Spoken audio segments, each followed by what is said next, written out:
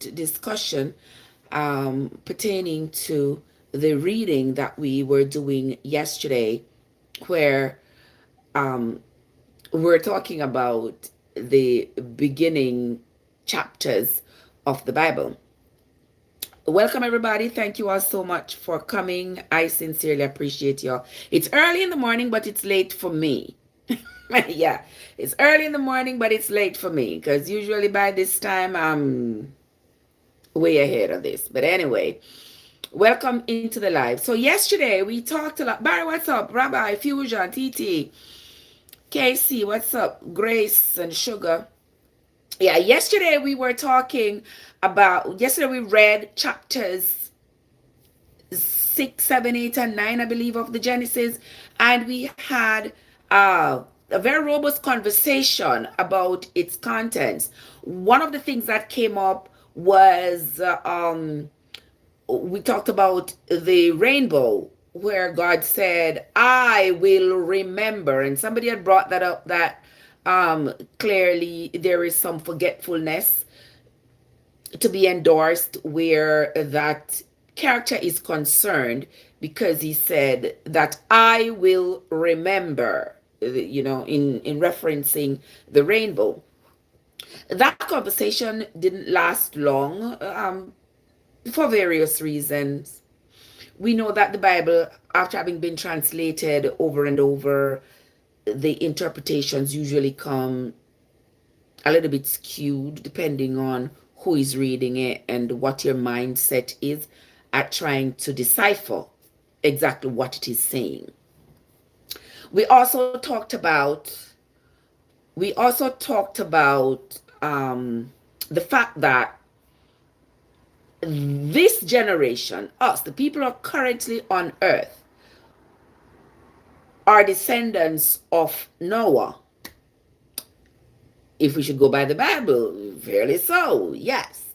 We would be the descendants of Noah because we are post-ark generations. The people prior to the ark were all drowned by the kind and loving God.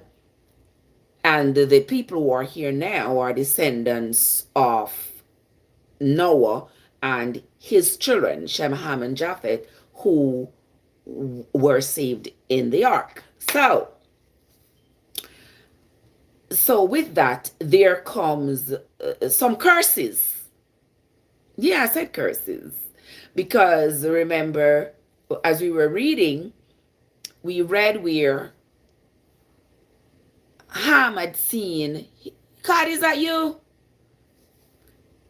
God, good morning. God, good morning. How are you doing? Yeah, so we saw where, I think it was the beginning of chapter 9, I believe, that God said he blessed all those people, all those 8 people who had come out of the ark. But later on in the chapter, when one of his sons saw his nakedness, because he was drunk, Noah was drunk, and his son saw his nakedness. You're drunk, you all disheveled, fall down, whatever, your robe is up, and you're exposed. So one son saw the exposure of his dad, and instead of concealing his dad's exposure, he went and told the others and probably laughed or mocked that his dad was exposed. But the brothers came in and covered up their dad. Then when the dad woke up, that was Noah, when he woke up and realized what had happened, he couldn't curse his son because his son was already blessed. Thank God for that. How I cut there? Yeah, he couldn't curse his son at that point because the son was already blessed. So he went on to curse his son's son. So Ham was the son who saw his father naked. But Noah went on to curse Canaan, who was one of Ham's sons. And he said Canaan is going to be the slave, and he didn't use the word slave, but he said he's going to serve his brothers and his brethren. So the other brothers, his brothers Phut and Mizraim and Cush, he's going to he's going to serve those brothers and also his brethren meaning all of his tribe. So he's basically going to what we call in Jamaica, come to nothing, good for nothing. Yeah, he's going to be the good for nothing one. He's going to be the one who is peddle around serving the others and not amounting too much. I know me say it. That was the Bible. That was in fact Noah's curse on his grandson Canaan. All right. So that should bring you all up to speed with what the conversation was like yesterday.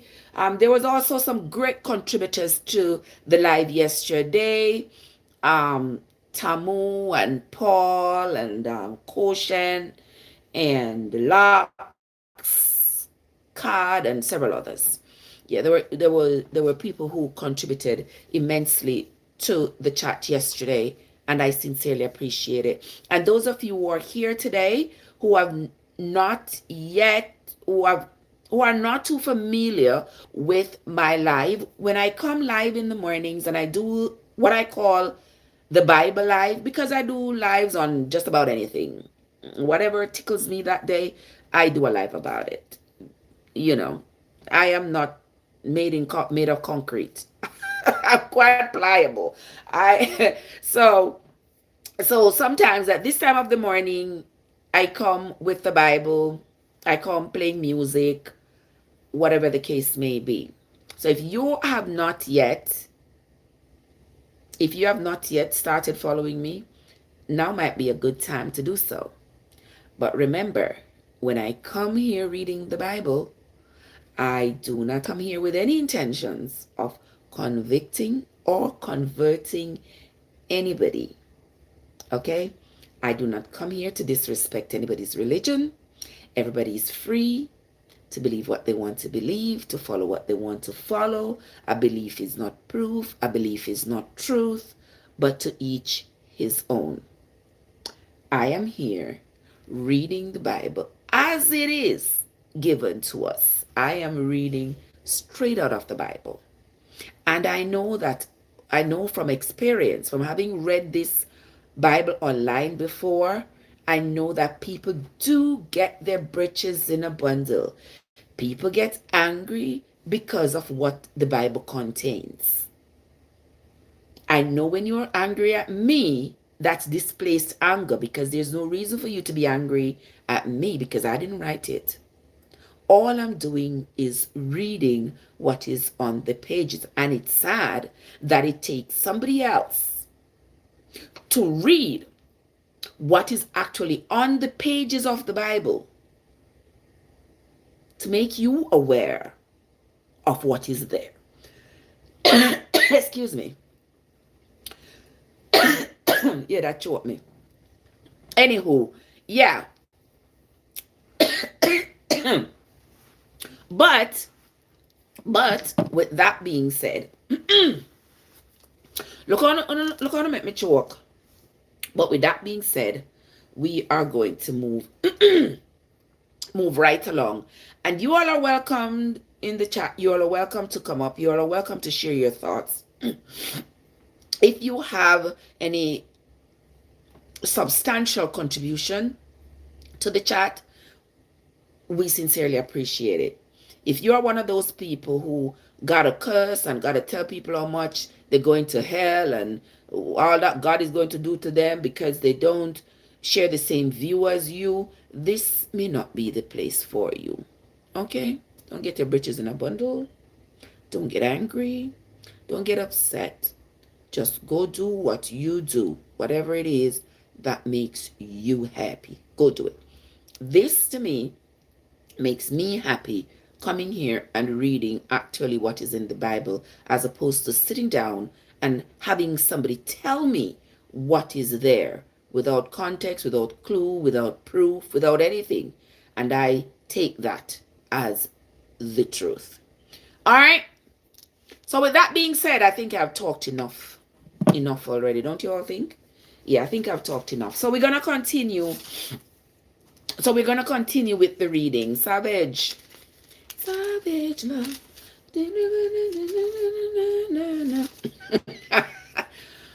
Coach and Princess and the others. Yeah, so we're going to continue. This morning, I think we're going to start from chapter 10 of the Genesis. Guys, we know this is going to take us another while. I'm going to... God, may I hope so you give me a little help me with the patience. Help me with it. Please, sis, please, I need you. I need you when you're wrapped up in my arms. No, that's not a fear song, but but that song came to mind. Okay, so today we are going to be starting at chapter 10 of the Genesis. Yeah, we're going to be starting at chapter 10 of the Genesis. And we're going to read some more about the lineage of Noah's children. Push out, bless up a nice clean self. We are going to, how are you doing, my love? Good to see you. Happy Wednesday morning to you, my love. Yeah, so this morning we're going to start the reading at Genesis chapter 10. All right, so if you have your Bible, I'm reading from King James Version. So if you have your Bible, you are welcomed to follow along. And I keep my pen close at hand, just like I keep my book close at hand, so that, so that as I am reading, I'm taking notes. Okay? So let's move right along to chapter 10. Hold on. I need a little bit more light. Dancing to a reggae song. All right, now these... Did we reach chapter 10 already? Did we not reach chapter 10 yesterday? Look at my mind is going. Did we? I didn't mark it, so I don't know. But in any case, we're going to read chapter 10 this morning. All right? Chapter 10 of the Genesis talks more. Jamaica does not beat the sea. Oh, I like that. Good morning. How are you doing? Yeah, so Genesis chapter 10 says, "Now these are the generations of the sons of Noah, Shem, Ham, and Japheth, and unto them were sons born after the flood. The sons of Japheth, Gomer, Magog, Madal, Javan, Tubal, Meshesh, and Tiras. And the sons of Gomer, Ashkenaz." And guys, you know that these names are going to come up again. All right, so we're gonna keep track of these names. And the sons of Gomer, Ashkenaz, Rephath, and Togarmah. And the sons of Jovan, Elisha, Tarshish, Kittim, Dodanim. By these were the isles of the Gentiles divided in their lands, every one after his tongue, after their families, in their nations. And the sons of Ham, Cush, Mizraim, Phut, and Canaan. And the sons of Cush, Seba, Havilah, Sabta, and Ramah, and Sabteka. And the sons of Ramah, Sheba, and Dedan.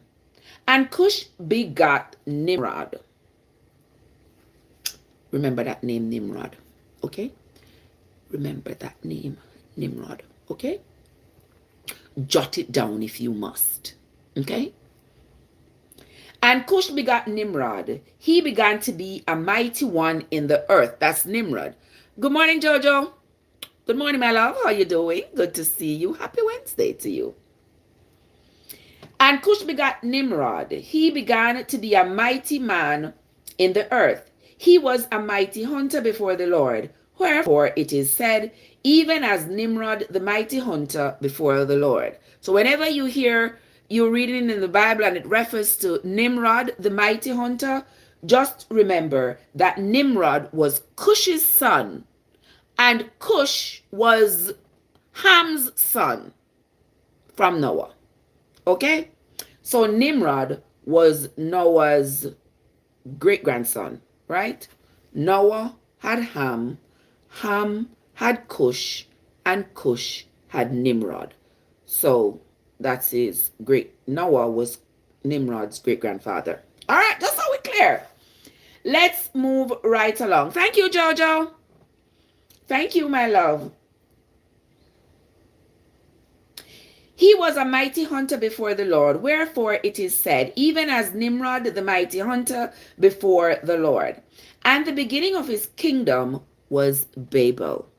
That was the beginning of Nimrod's kingdom, Babel. Remember the story about the Tower of Babel? People them started talking all kinds of different languages and couldn't understand each other. Stay with me now. And Erech and Akkad and Calneh in the land of Shinar. Out of that land went forth Asshur and built Nineveh and the city Rehoboth and Calah. And Rezin between Nineveh and Calah, the same is a great city. And Mizraim is another son of Ham. Okay. And Mizraim begat Ludim and Anamim, Lehubim and Naphthalim, and Pathrusim and Cusluhim, out of whom came Philistine. So out of this Cusluhim guy, that's where the Philistines came from. All right. And Caphtorim. And Canaan begat Sidon, his firstborn, and Heth. Now remember, Canaan is the one who Noah cursed. Canaan is one of Ham's sons. Now, this Canaan, he begat Sidon, that was his firstborn, and Heth. And the Jebusites, and the Amorites, and the Girgasites, and the Hivites, and the Archite, and the Sinite, and the Arvadite, and the Zimrites, and the Hamathites. And afterwards were the families of Canaan spread abroad. Yeah, you know that these generations took years and years and years. Now the Bible is saying that they are now spread abroad. Of course, yes, they can't be contained in one area. People are moving away for different reasons. People are moving far away from their area of origin. Okay. And the border of the Canaanites was from Sidon, as thou comest to Gerar unto Gaza, as thou goest unto Sodom and Gomorrah, and Admah, and Zeboim, even unto Lasha. These are the sons of Ham, after their families, after their tongues, in their countries and in their nations. Unto Shem also, the father of all the children of Eber, the brother of Japheth, the elder, even to him were children born. The children of Shem, Elam, Asher, Arphaxad, Lud, and Aram. The children of Aram, Uz and Hul, Gether, and Mash. And Arphazad begat Salah, and Salah begat Eber. And unto Eber was born 2 sons. The name of one was Peleg, for in his days was the earth divided, and his brother's name was Joktan. I'm gonna mark that. And their dwelling was from Mesha, as thou goest unto Sephar, a mountain of the east. These are the sons of Shem, after their families, after their tongues, in their lands, after their nations. These are the families of the sons of Noah, after their generations, in their nations, and by these were the nations divided in the earth after the flood. So this is the generations of Noah's children. You know, these took years for them to compile all of these generations, all of these. Edgy. Good morning. Because if you see, when they come down to the generations of Shem, the generations of Ham and Japheth, you realize that this one chapter has covered hundreds of years. You realize that? This one chapter. Good morning, my love. How you doing? Good to see you. Happy Wednesday. You know, so when I see you 2 days in a row, it's got to be good luck. It has to be good luck whenever I see you 2 days in a row. But anywho, we are going to continue. We're going to continue with the reading. GD, good morning. How are you doing? So let us continue. We're moving on to chapter 11. Chapter 10 has more generational value than anything else. All right? But we're going to move right along. And the whole earth was of one language and of one speech. And it came to pass, as they journeyed from the east, that they found a plain in the land of Shinar, and they dwelt there. Sparkle Muffin, what's up? Don't forget who was from the land of Shinar. Don't forget the name of that man, Nimrod. Okay? Don't forget. He's going to be very important in as we continue this story. All right? They found a plain in the land of Shinar, and they dwelt there. And they said one to another, Go, let us make brick, and burn them thoroughly. And they had brick for stone, and slime they had for mortar. And they said, Go, let us build us a city and a tower, whose top may reach unto heaven. I don't know if any of you have ever heard the story of the guy named Bedwood. There's I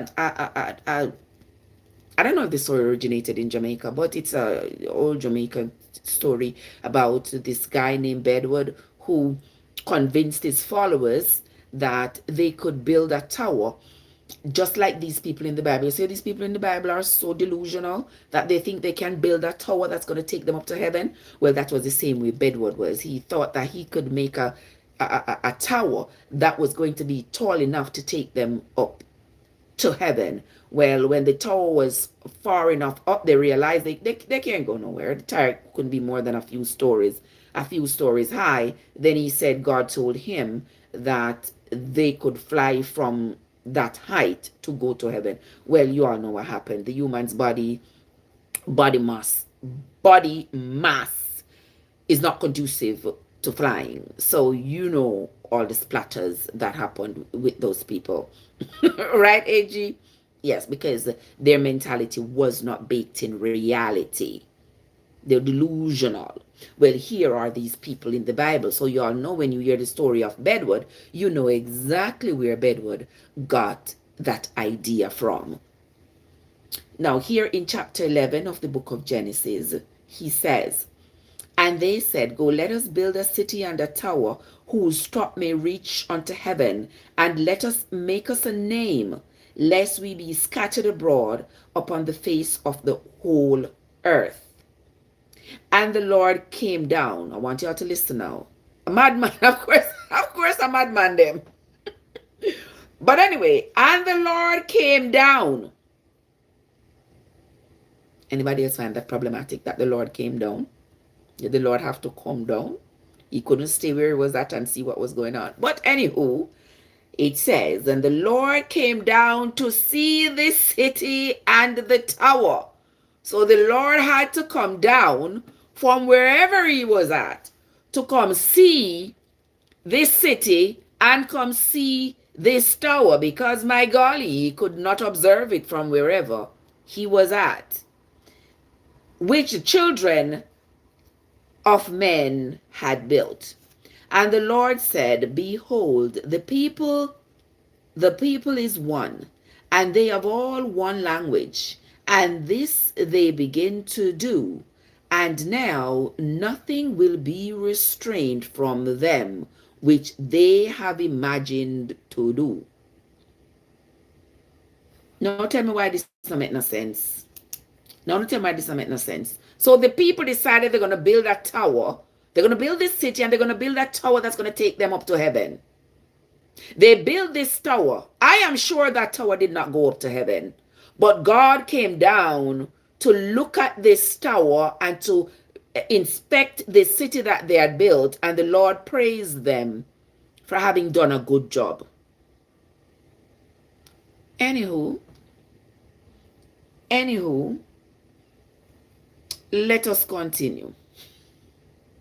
Y'all can sweat on that, but let me continue. Let us go down and then confront their language, that they may not understand another's language. Know why God's so contentious? That's my question. Why God's so contentious? The people, remember I said, the people are speaking one language. The people are moving out. They are spreading out. They decide at this point, they're going to build a city and they're going to build a tower. They build their city, they build their tower, and God go down there. And God says, wow, good job. Now I see that you can do whatever you set your mind to. You can build a tower and you can build a city. But then he says, he whispers to his other alter egos and say, yo, them are going to have life too good. Make we go down there and confuse them with different languages. The same God who is not a God of confusion. Let us continue. He says, God says, let us go down. Let us go down and there confound their language, that they may not understand one another's speech. Like why? Like why? But let us continue.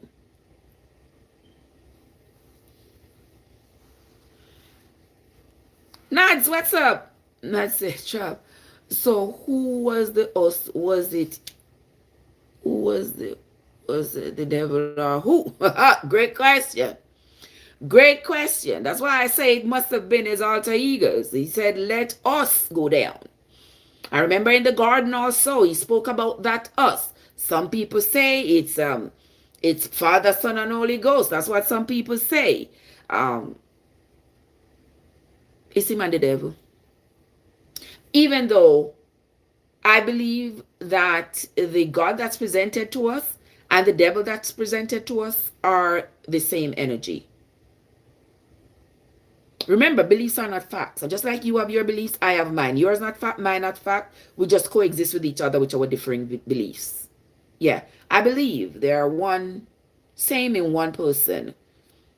It must be a madman who wrote it clearly. Clearly. Yeah.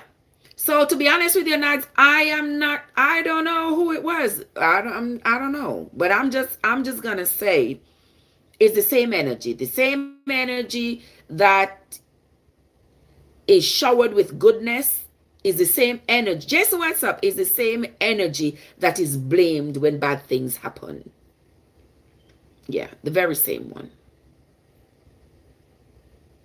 So he says, let us go down there, go confuse them. Their life is going to be a little bit too good. I'm not too bad. I'm here on a Wednesday morning, my love. Up and ready. Yeah. So let us continue. He says, and so the Lord scattered them abroad from there upon the face of all the earth, and they left off to build the city. So now God decided to confuse these people so they can go off to different places to go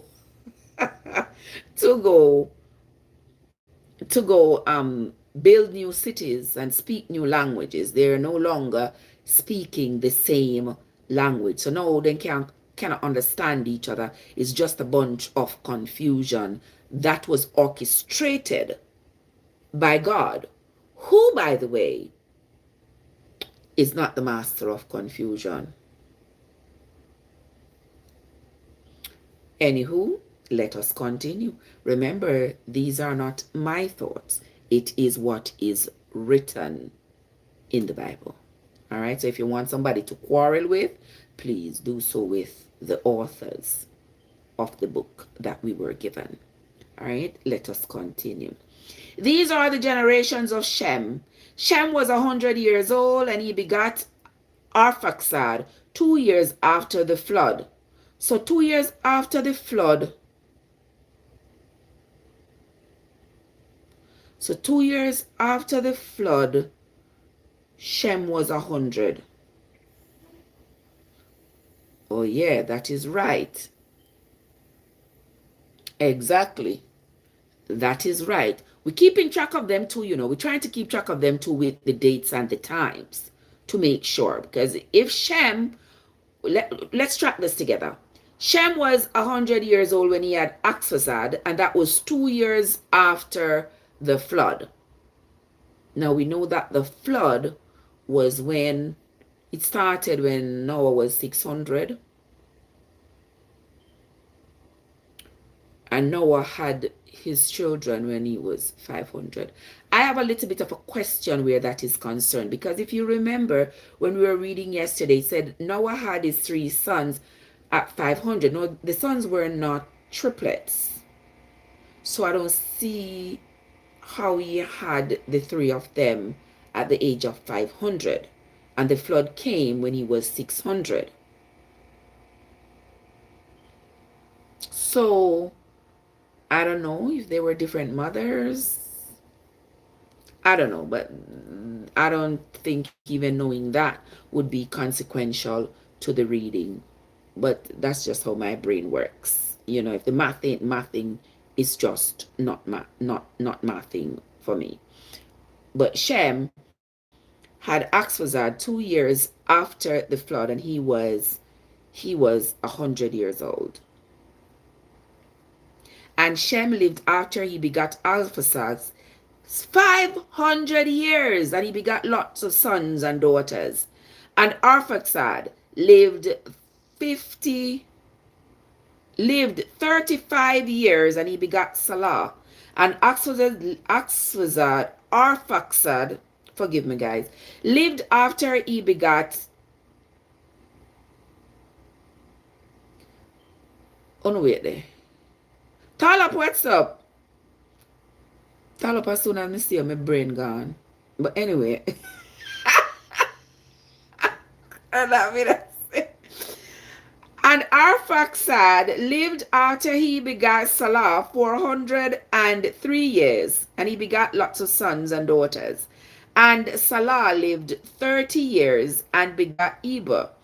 And Salah lived after he begat Eber 403 years, and he begat lots of sons and daughters. And Eber lived 34 years, and he begat Peleg. And Eber lived after he begat Peleg 430 years, and he had lots of sons and daughters. And this is the Bible sort of setting us up with the people who are going to be a part of the story. You notice when they say they had lots of sons and daughters, they didn't even try to mention everybody, because there's absolutely no way you can mention every single individual from a generation. So they are just picking the ones that they intend to mention in the future for something or the other. Okay? So let us continue. And Peleg lived 30 years and begat Reu. And Peleg lived after he begat Reu 209 years and begat lots of sons and daughters. And Reu lived 32 years and begat Serug. And Reu lived after he begat Serug 207 years, and he begat lots of sons and daughters. And Serug lived 30 years and begat Nahor. Remember the name, the Nahor. Okay? And begat Nahor. And Serug lived after he begat Nahor 200 years and begat sons and daughters. And Nahor lived 29 years and begat Terah. Do you all notice that the people started to have children younger? Y'all realize that?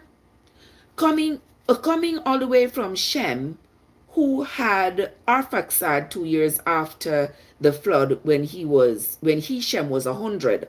Look where we are now. We are at Nahor, and Nahor lived 29 years, and he begot Terah. I want you all to keep your ears. You need names.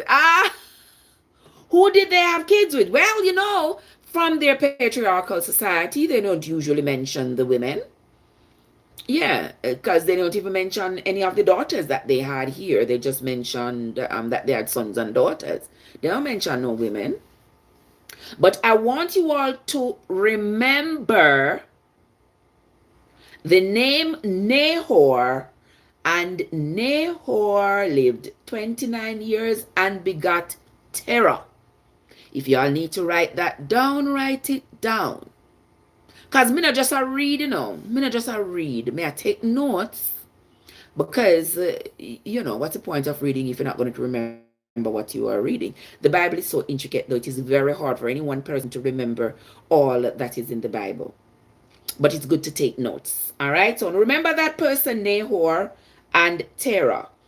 And remember also that this is coming from the generation of Shem. Because it's going to come back up. It's going to come back up. Okay? All right. And hold on. And Nahor lived 29 years and begot Terah. And Nahor lived after he begot Terah 119 years. And he begot lots of sons and daughters. Somebody said they were just baby daddies. Well, of course, they had lots of wives and concubines. They had lots of wives and concubines. That was the order of the day. And Terah lived 70 years. And Terah lived 70 years, and he begot Abram. And he begot Abram. He begot Nahor, and he begot Haran. So Terah had a son named Nahor who was named after his father. Wanna get that? Terah had a son named Nahor, and Terah's father was also named Nahor. All right. So Terah he begot Abram, Nahor, and Haran. Now these are the generations of Terah. Terah begot Abram, Nahor, and Haran. And Aaron begot Lot. So I'm going to check it now. This is how Lot is being known in the Bible as Abraham's nephew. Okay. I'm going to make sure y'all got it. And Haran died. Now Haran, I guess they were paying child support. No, they weren't paying no child support. Well, in their currency, in being there and having the children, their currency of child support would have been different, would have looked different from our currency of child support, right? And Haran died before his father Terah in the land of his nativity, in Ur of the Chaldees. And Abram and Nahor took them wives. The name of Abram's wife was Sarai, and the name of Nahor's wife was Milcah, the daughter of Haran. Una follow the incestuous activities? Una follow it? Let me show you. So Abram's brothers are Nahor and Haran. Now Haran is Lot's dad. Haran passes away. Okay? Now Abraham and Nahor are the two brothers that are left. They took them wives. Abraham took Sarai, and Nahor took Milcah, the daughter of Haran. So that was his niece. Milcah was Nahor's niece. Milcah was Lot's sister. Let us continue. The daughter of Haran, the father of Milcah, and the father of Iscah. But Sarai was barren. She had no child. And Terah took Abram his son, and Lot the son of Haran his son's son, and Sarah his daughter-in-law, his son Abram's wife, and they went forth with them from Ur of the Chaldees to go into the land of Canaan. And they came unto Haran and dwelt there. So there is Haran the land, and there is Haran the man. Okay? And the days of Terah were 205 years, and Terah died in Haran. Verse 12. Now the Lord had said unto Abram, Get thee out of thy country, and from thy kindred, and from thy father's house, unto a land that I will show thee. And I will make of thee a great nation, and I will bless thee, and make thy name great, and thou shalt be a blessing. And I will bless them that bless thee, and curse them that curse thee, and in thee shall all families of the earth be blessed. So Abram departed, as the Lord had spoken unto him, and Lot went with him. And Abraham was 75 years old when he left Haran. And Abram took Sarah his wife, and Lot his brother's son, and all their substance that they had gathered, and the souls that they had gotten in Haran. What kind of souls do you think they are talking about? The servants that they had acquired in Haran, the animals. Okay? And they went forth to go into the land of Canaan, and into the land of Canaan they came. And Abram passed through the land unto the place of Shechem, unto the plain of Moreh, and the Canaanite was then in the land. And the Lord appeared unto Abraham and said, Unto thy seed will I give this land. Now remember, the Canaanite, them already on the land, you know. And Abraham said, the Lord appeared to him and told him that he's going to give him this land on which people have already established their communities. And he removed from there unto a mountain on the east of Bethel, and pitched his tent, having Bethel on the west, and Hai on the east. And there he built an altar unto the Lord, and called upon the name of the Lord.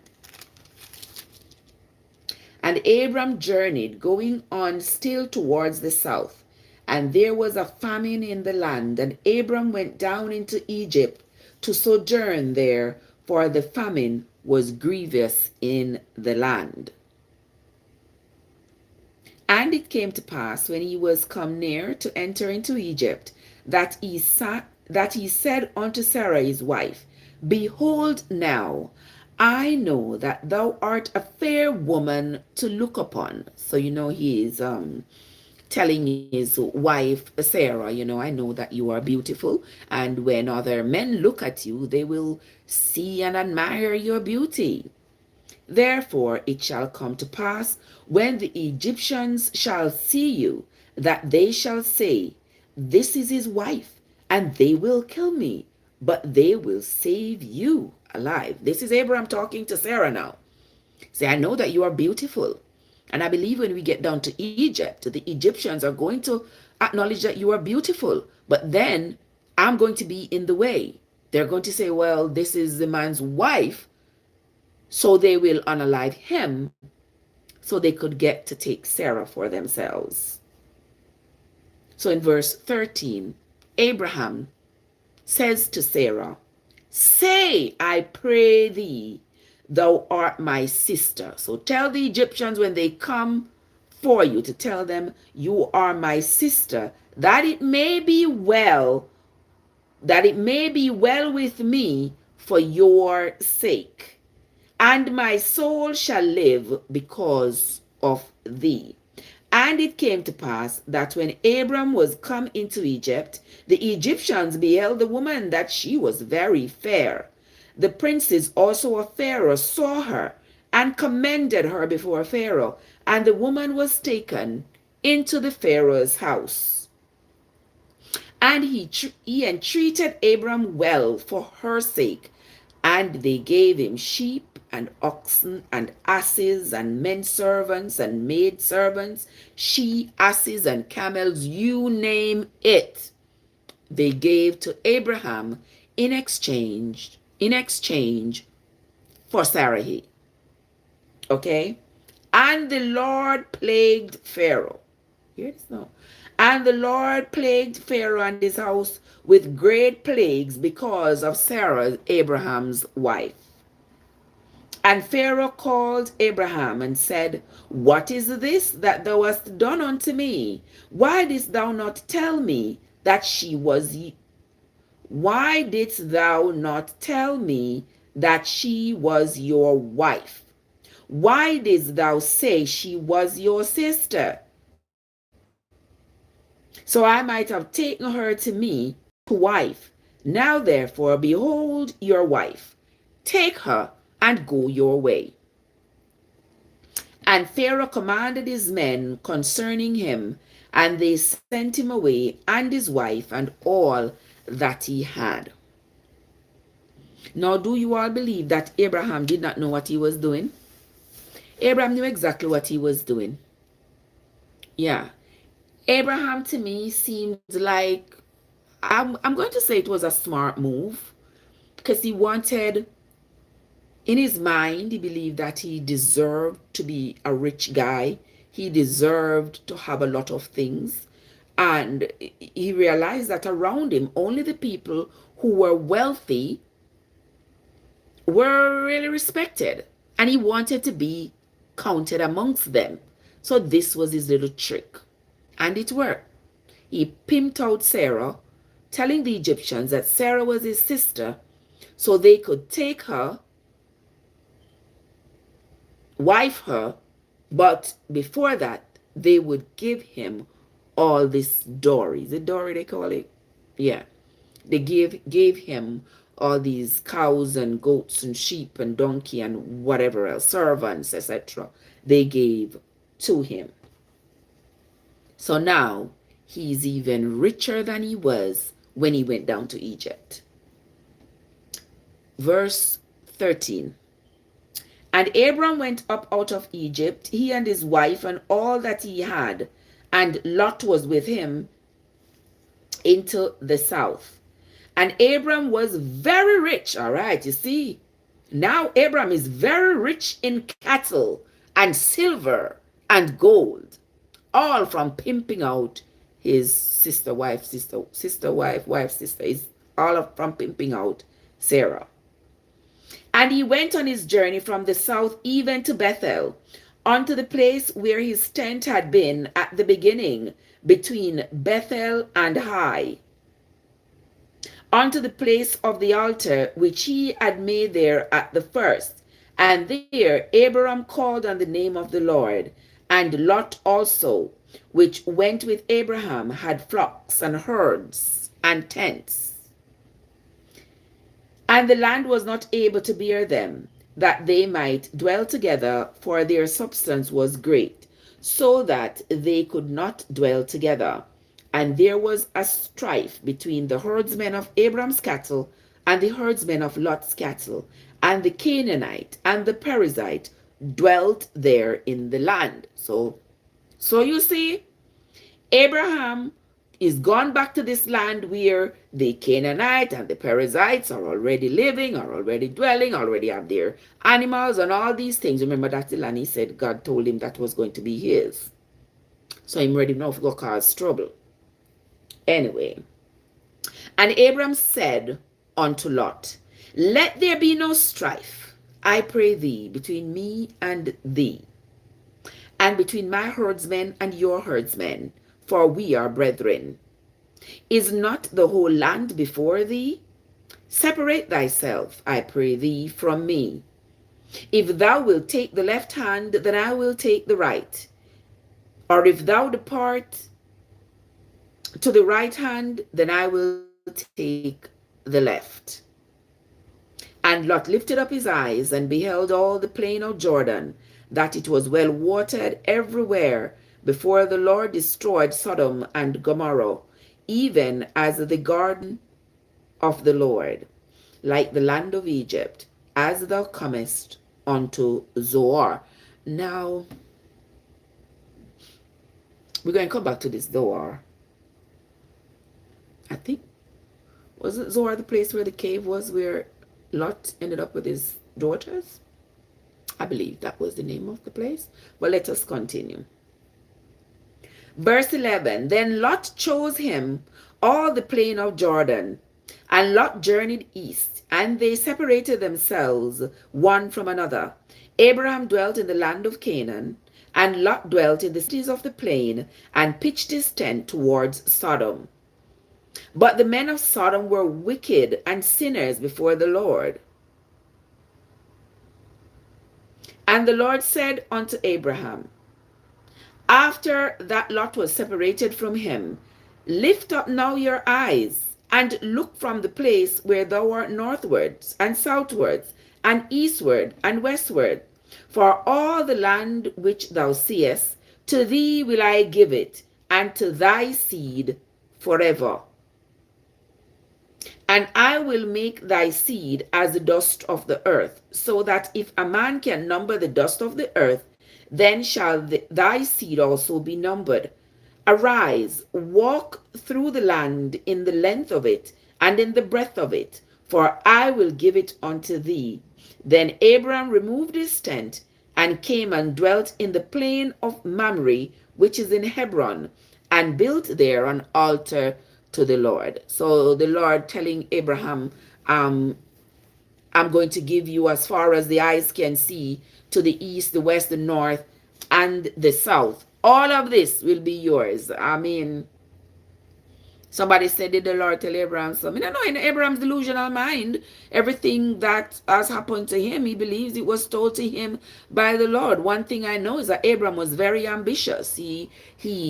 He wanted to be a rich man there. He wanted to have stuff. He wanted to have servants and slaves and animals in abundance and land, because that signified wealth, and that got you a lot of respect.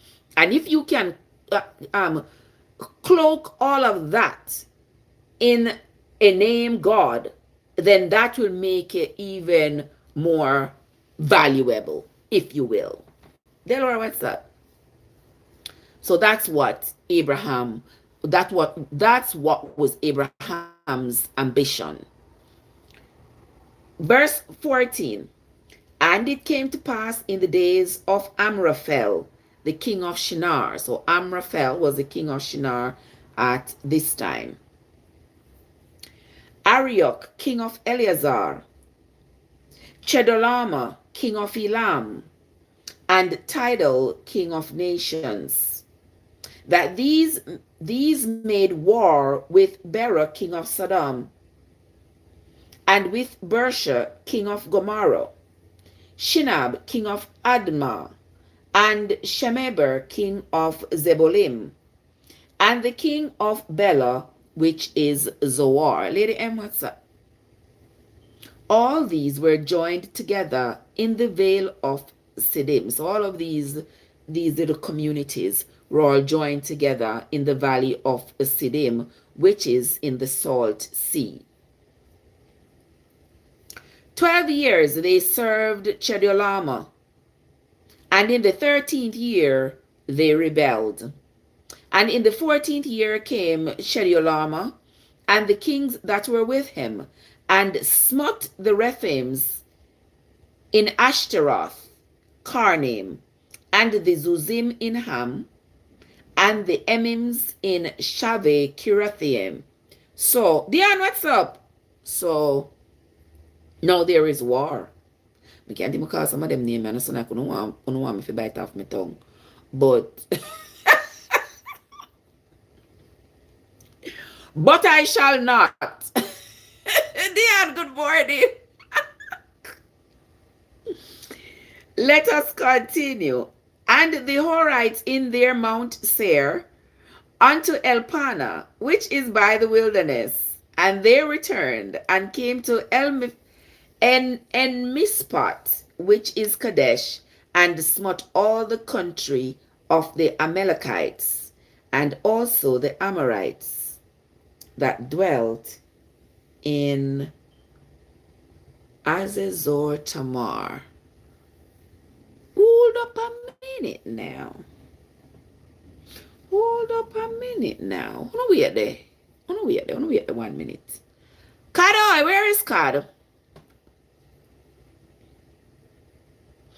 God, why are they already talking about the Amorites? Wasn't the Amorites from the descendants of one of those children that was born to Lot and his daughter? No, wait there.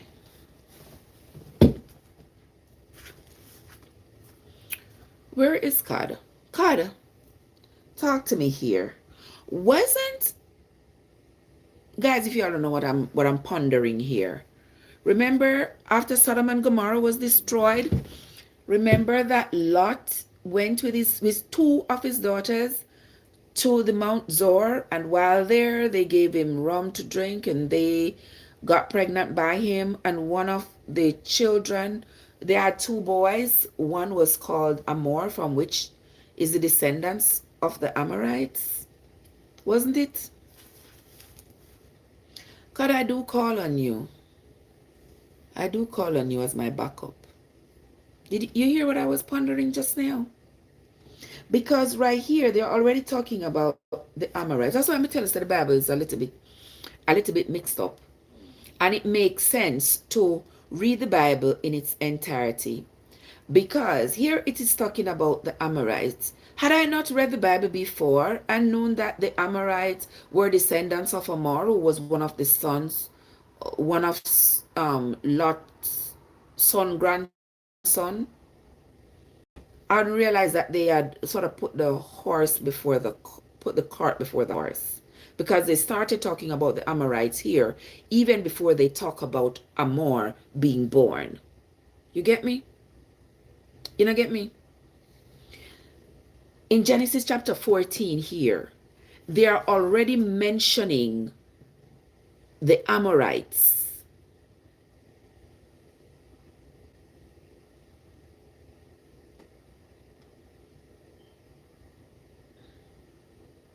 Wait, hold on. Where's about Moab, card?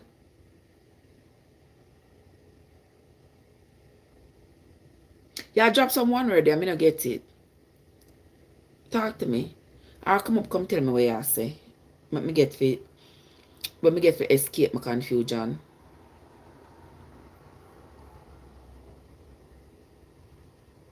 Yeah, come up. Alright. But I'm continue reading, because me I get ahead of myself. Me I get ahead of myself. Alright, I'm continue reading. Alright. So in verse 7 it says, and they returned and came to En-Mishpat,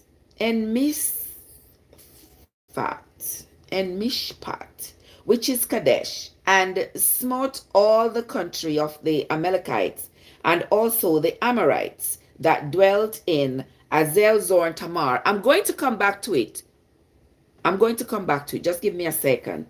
And there went out the king of Sodom, and the king of Gomorrah, and the king of Abna, and the king of Zebolim, and the king of Bela, Bela and Zoar is the same place. Keep note of that. And they joined battle with them in the valley of Siddim, with Chedorlaomer, the king of Elam, and with Tidal, king of nations, and Amraphel, king of Shinar, and Arioch, king of Elasar, 4 kings with 5.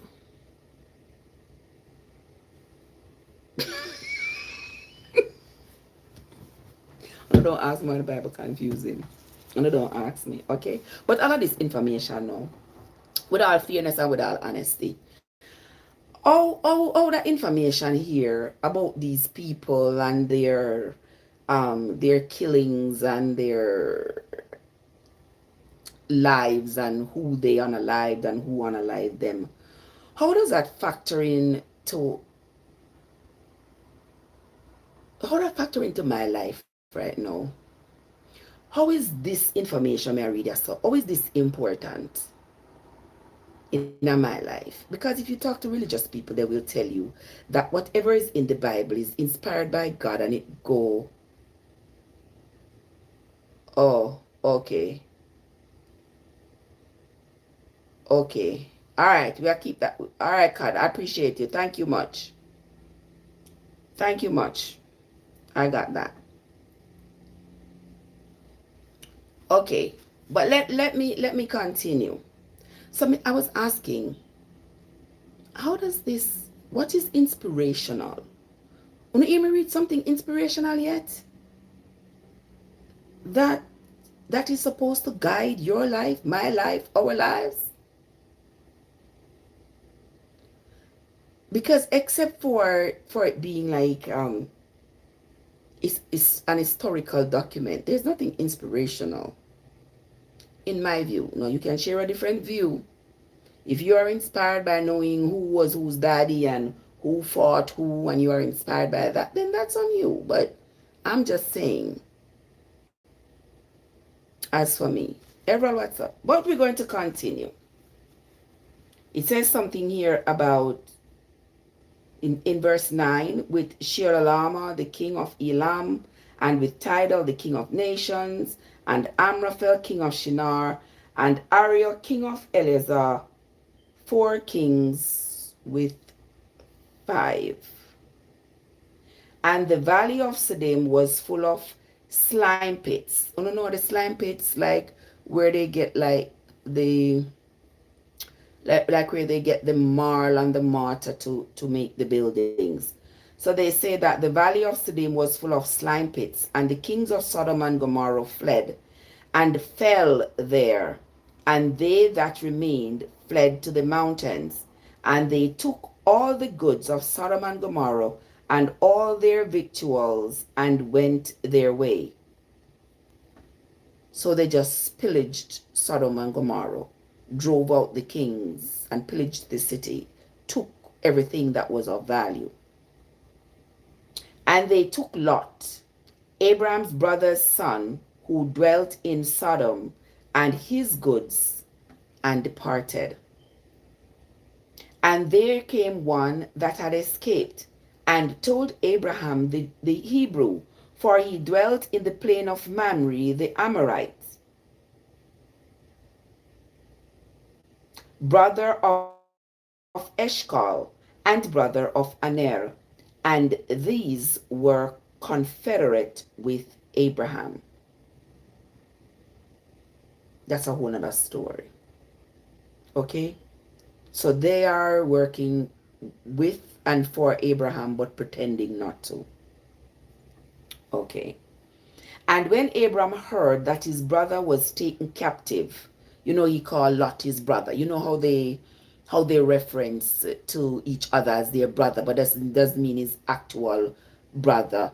It was his nephew. And when Abraham heard that his brother was taken captive, he armed his trained servants, the servants who were born in his house. Those are the ones that he owns outright. All right. Those that were born in his house, 318 of them, and they pursued them unto Dan. And he divided himself against them, he and his servants, by night, and smote them, and pursued them unto Hobah, which is on the left hand of Damascus. And he brought back all the goods, and also brought again his brother Lot, and his goods, and the women also, and the people. So now get it? Then kidnap Lot. They kidnapped Lot and his household. Abraham was told about it. Abraham said, you mean? They can't kidnap my nephew. What do y'all mean? So Abraham gathered up his trained unalivers who were born in his household, 318 of them. And he went after the people who had kidnapped Lot. And he was able to cook them and took back Lot and the women who were with Lot and the children and the animals and whatever else. Okay? Let us continue. And he brought back all the goods, and also brought again his brother Lot and his goods, and the women and the people. And the king of Sodom went out to meet him after his return from the slaughter of Shedalama, and of the kings that were with him at the valley of Shaveh, which is the king's dale. And Melchizedek, king of Salem, brought forth bread and wine, and he was the priest of the Most High God. And he blessed him and said, Blessed be Abram of the Most High God, possessor of heaven and earth, and blessed be the Most High God, which hath delivered thine enemies into thine hand. And he gave him tithes and all. Remember, me asking you when was the first time the word tithes was mentioned in the Bible?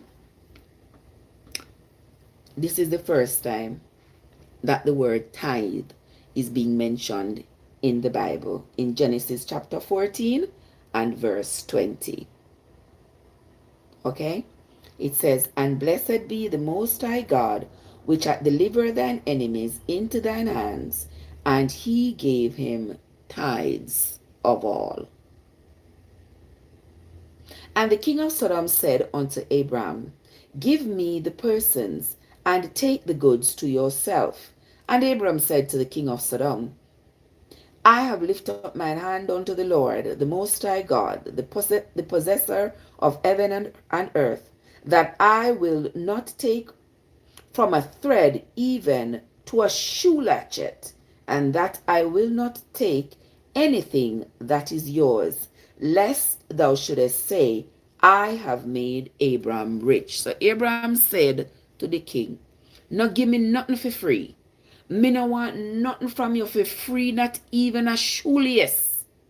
Me no want you give me and then go say, you did give me that shoelace there, and that's why I end up being rich. To say you contributed to my wealth.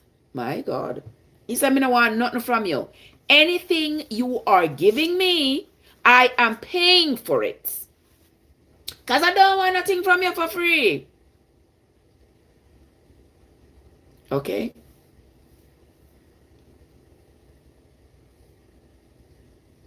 Let us continue. And the king of Sodom said unto Abram, Give me the persons, and take the goods to thyself.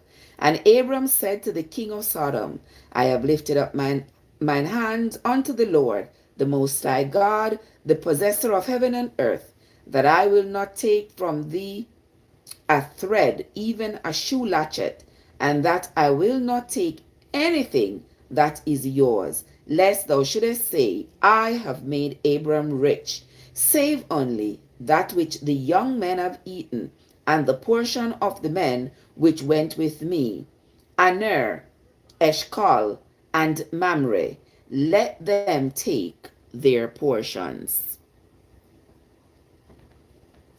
You remember those three names? Those were the men who were undercover. They were supposed to be working for the king against Abraham but they did otherwise. They helped Abram undercover to to win this war, to be able to bring Lot back. Okay? And that is chapter 14 for you, for those of you who care to know.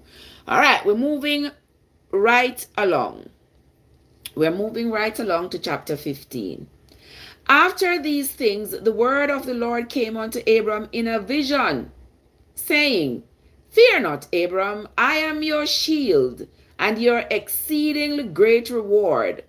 And Abram said, Lord God, what wilt thou give me? You see, it's all a bargain, you know. It's all a bargain between Abram and God. Abram said to God, What will you give me, seeing that I go childless, and the steward of my house is this Eliezer of Damascus? Now, let me explain to you what that means. You know, say, when you have read about like these ancient societies, if the master of the house have no biological children, then his household, his inheritance is handed down to his chief servant, to the chief servant in his house. And that person will continue his legacy. Here, Abraham is concerned because he is so old and he has no children. So now he got to have a bargain with God to say, God, what will happen? What you going to give me? Look how old I am. I have been serving you all this time, but I ain't got no kids. Who is going to inherit all that I have, all this wealth that I have amassed? Who is going to inherit it? Because if I should go by the law, this damn Eliezer, he's from Damascus.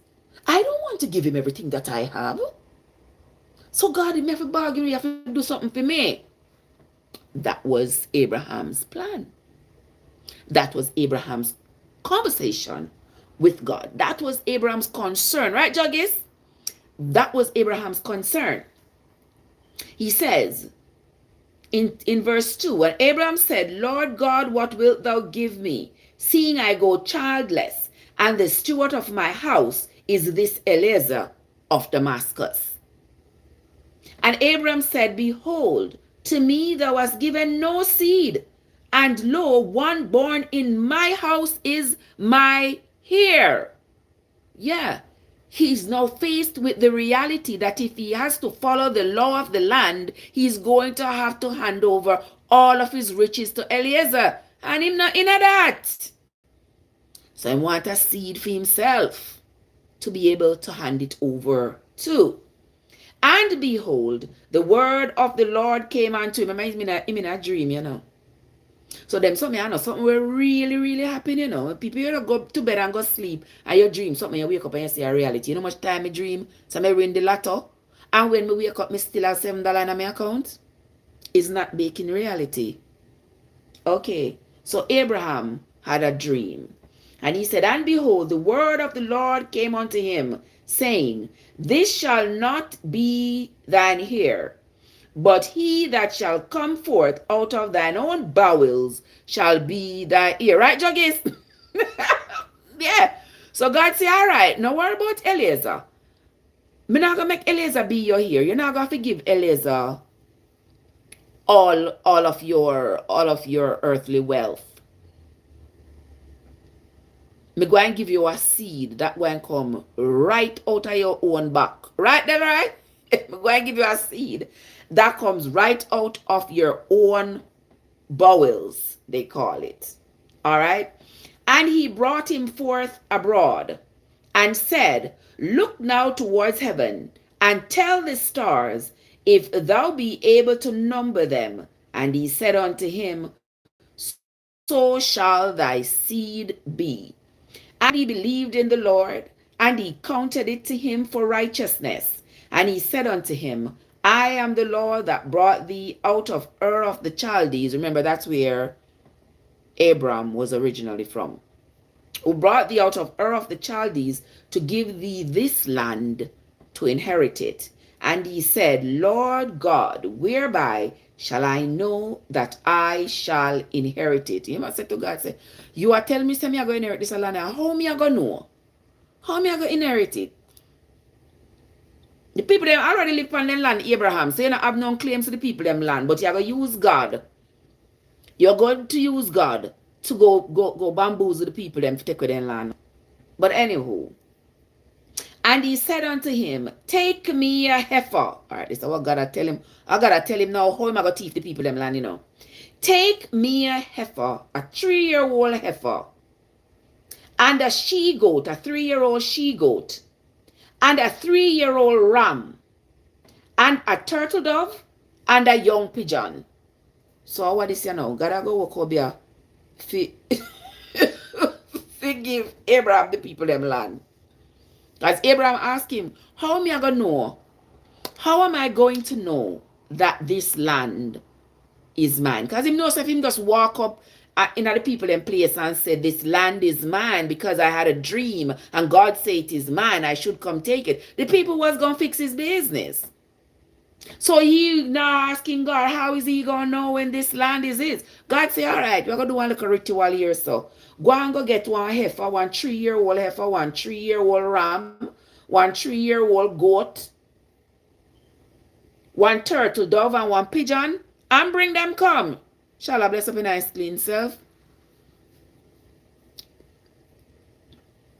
Guys, when you come, yeah, see Shala doing hurt me. There you go. She Shala a strong voodoo at work. They strong voodoo at work. So listen. Let's see what God going to do to give Abraham these people's land that is not his. And he took unto him all these things and divided them in the midst and laid each piece one against the other. But the birds, he didn't divide up the birds. And when the fowls came down upon the carcasses, Abram drove them away. And when the sun was going down, a deep sleep fell upon Abram, and lo, a horror of great darkness fell upon him. And he said unto Abram, and he who? And God? And when the sun was going down, a deep sleep fell upon Abram, lo, a horror of great darkness fell upon him. And he said unto him, I assume they're talking about God.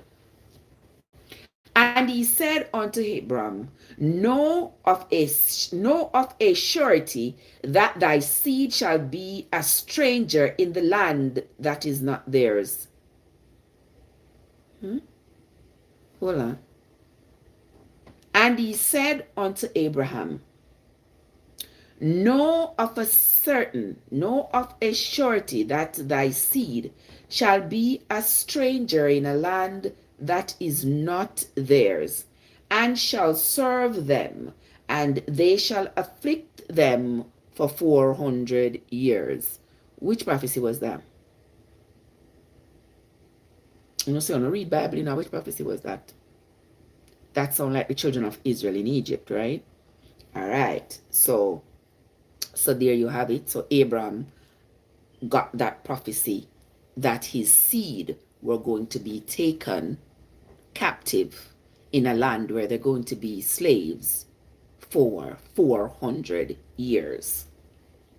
And also that nation whom they shall serve will I judge, and afterwards shall they come out with great substance.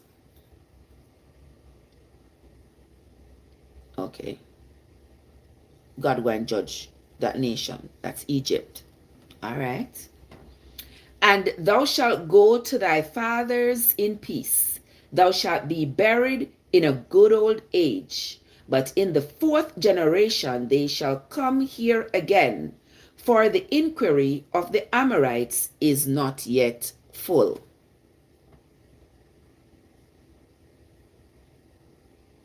And it came to pass that when the sun went down and it was dark, behold, a smoking furnace and a burning lamp that passed between those pieces. In the same day the Lord made a covenant with Abram, saying, Unto thy seed have I given this land, from the river of Egypt unto the great river, the river Euphrates. So after them do that ritual, now God telling Abram that this is the land that is his. The Kenites and the Kenizzites and the Cadmonites and the Hittites and the Perizzites and the Raphaims and the Amorites and the Canaanites and the Girgasites and the Jebusites. So all of that land that belonged to these people is now Abram's, only from a dream. You don't know how long I wish I could have laid down and dream say something is mine, right, baby? And just wake up and it all become true. Abraham was a lucky man. Steph, what's up? Abraham was a lucky man, a very lucky man. And we're up with him now and we're moving on to chapter 15. Now Sarai, Abraham's wife. I'm doing great, my love. I'm doing great. Good to see you. How are you doing this morning?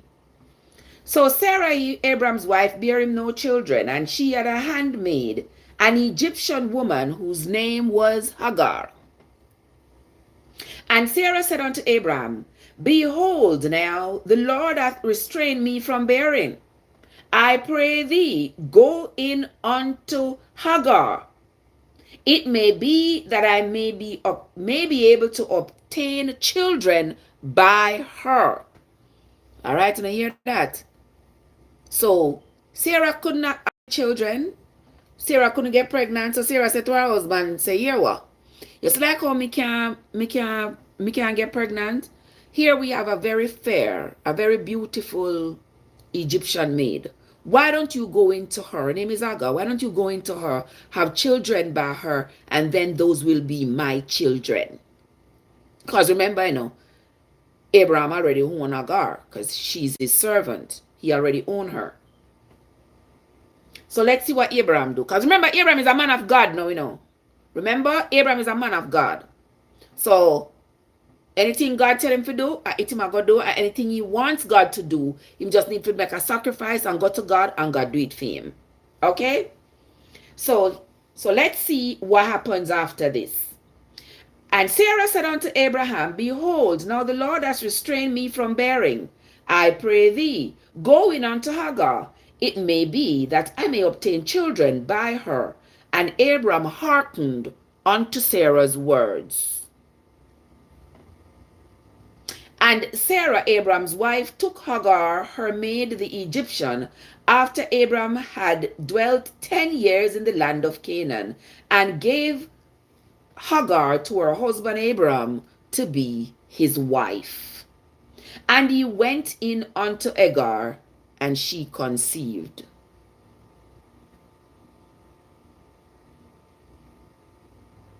The answer question. All right.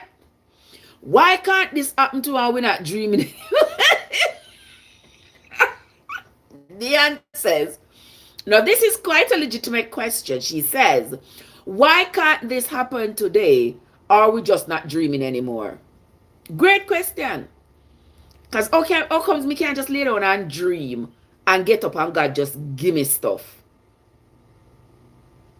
God just can't just plot with me and tell me if I go take somebody's stuff.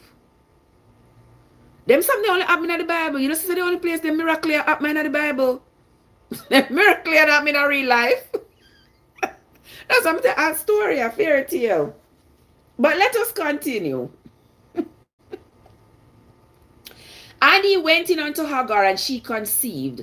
And when she saw that she had conceived, her mistress was despised in her eyes. So Abraham went into Hagar, got Hagar pregnant. Now when Hagar realized that she was pregnant, now she started hating Sarah. She's like, oh yeah, but you ain't got no kid by your husband, and I'm the side chick, and I'm pregnant by him. I'm gonna have his first child. Yeah. So she started hating on Sarah. And Sarah said to Abram, my wrong be upon you. I have given my maid into your bosom. And when she saw that she had conceived, I was despised in her eyes. The Lord judge between me and you. But Abram said unto Sarah, behold, thy maid is in thy hand. Do to her as it pleases you. And when Sarah dealt hardly with Hagar, she fled from her face.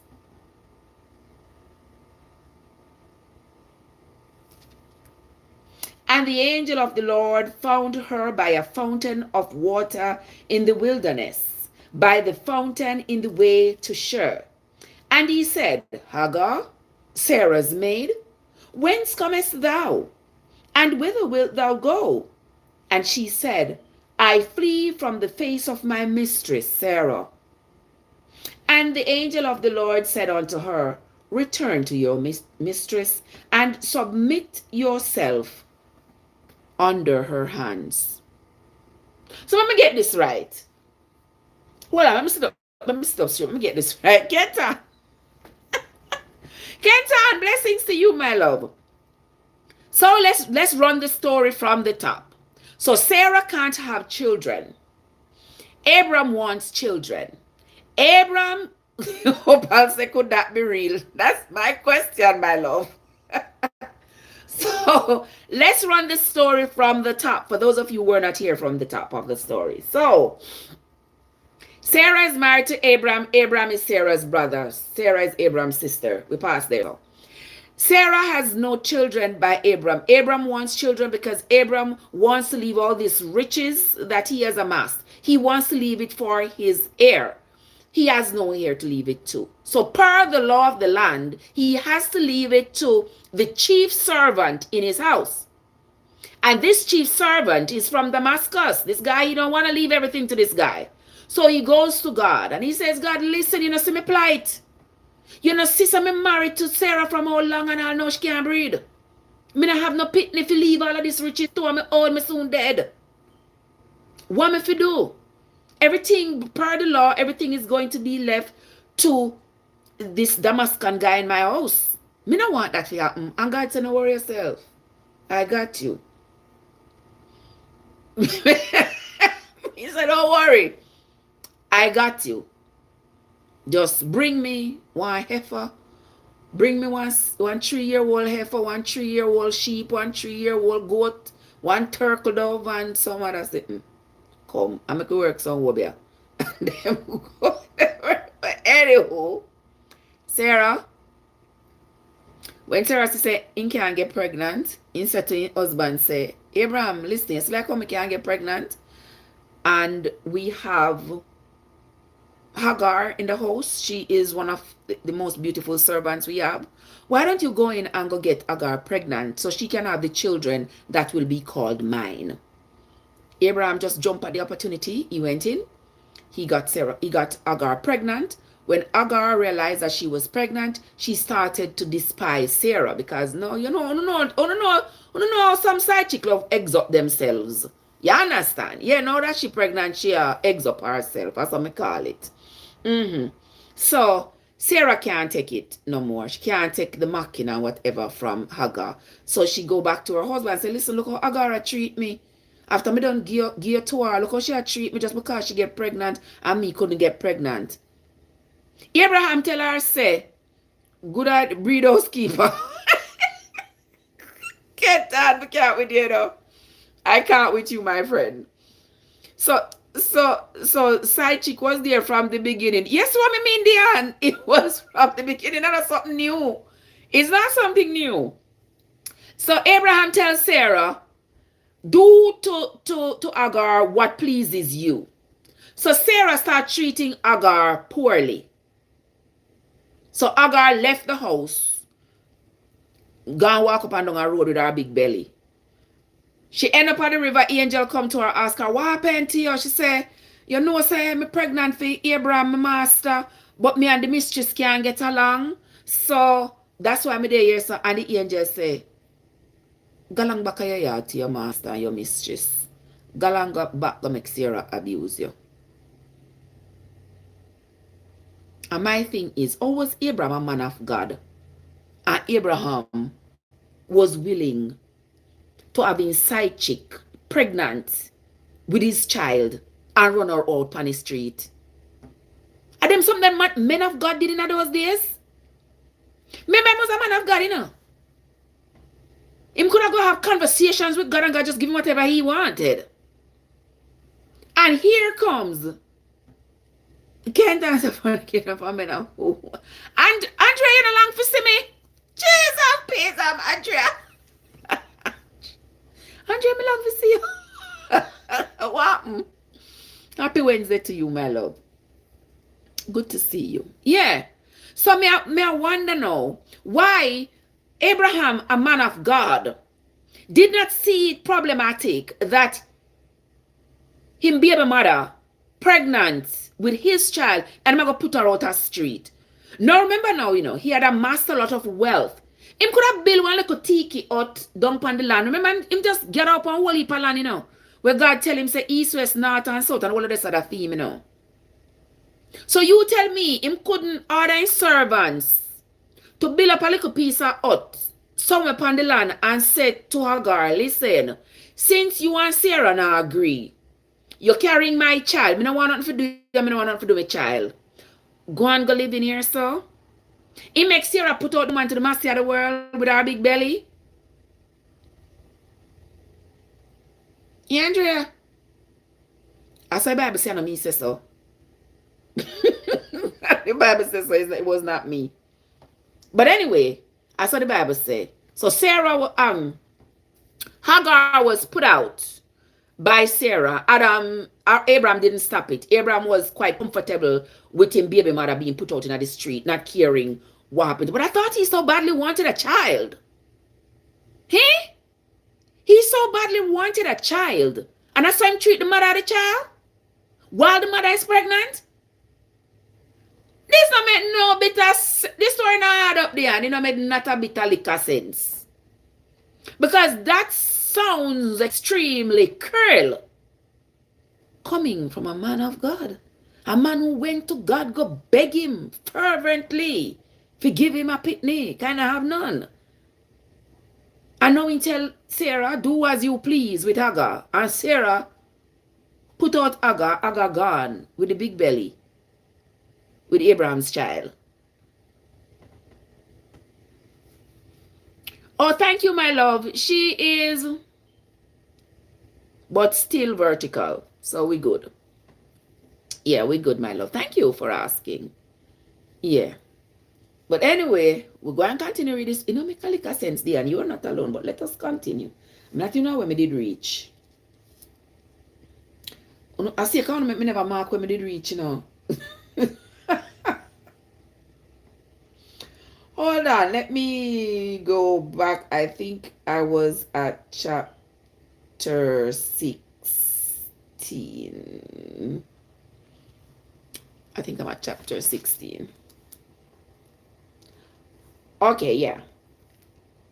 And he said, this is verse 8, and he said, Hagar, Sarah's maid, whence comest thou, and whither wilt thou go? And she said, I flee from the face of my mistress Sarah. And the angel of the Lord said unto her, return to your mistress, and submit yourself under her hands.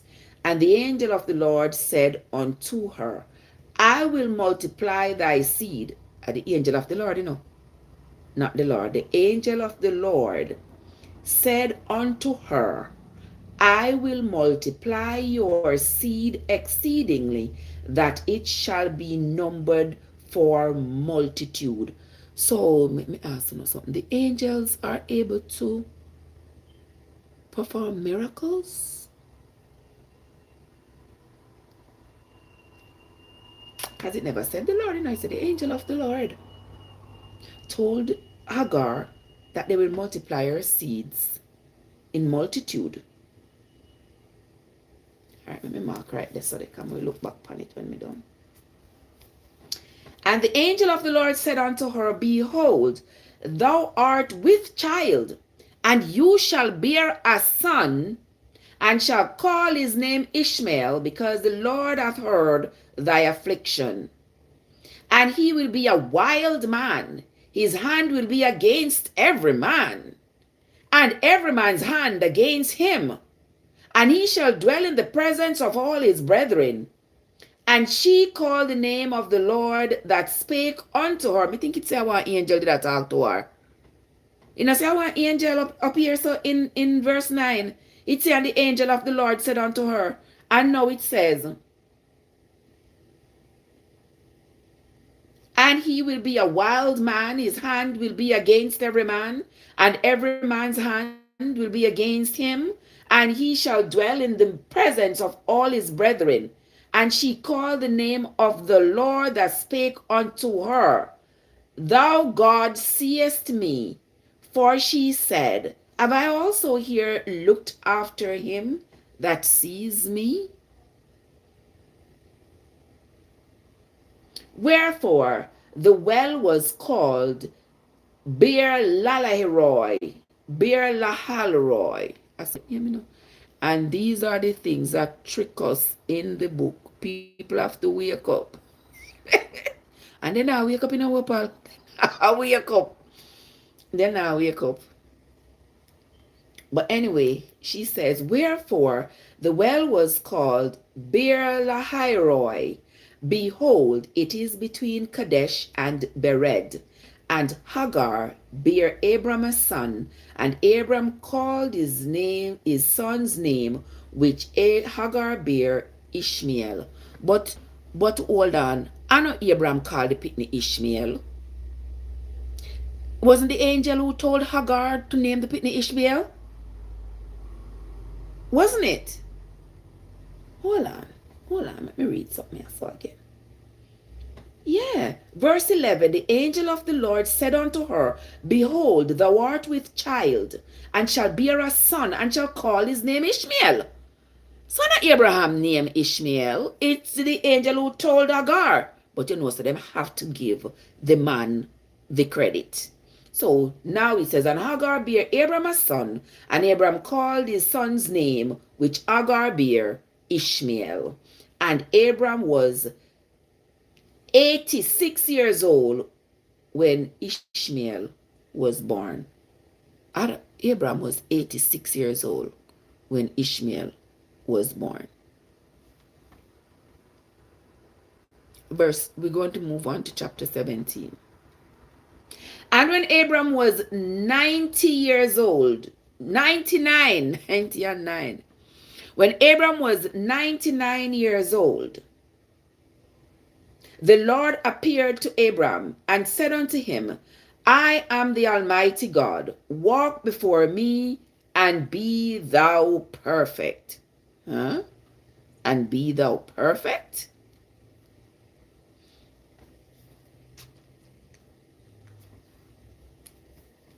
And I will make my covenant between me and thee, and will multiply thee exceedingly.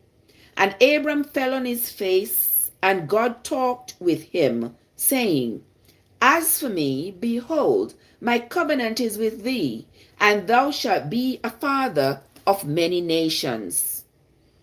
Neither shall thy name any more be called Abram, but thy name shall be Abraham, for a father of many nations have I made thee.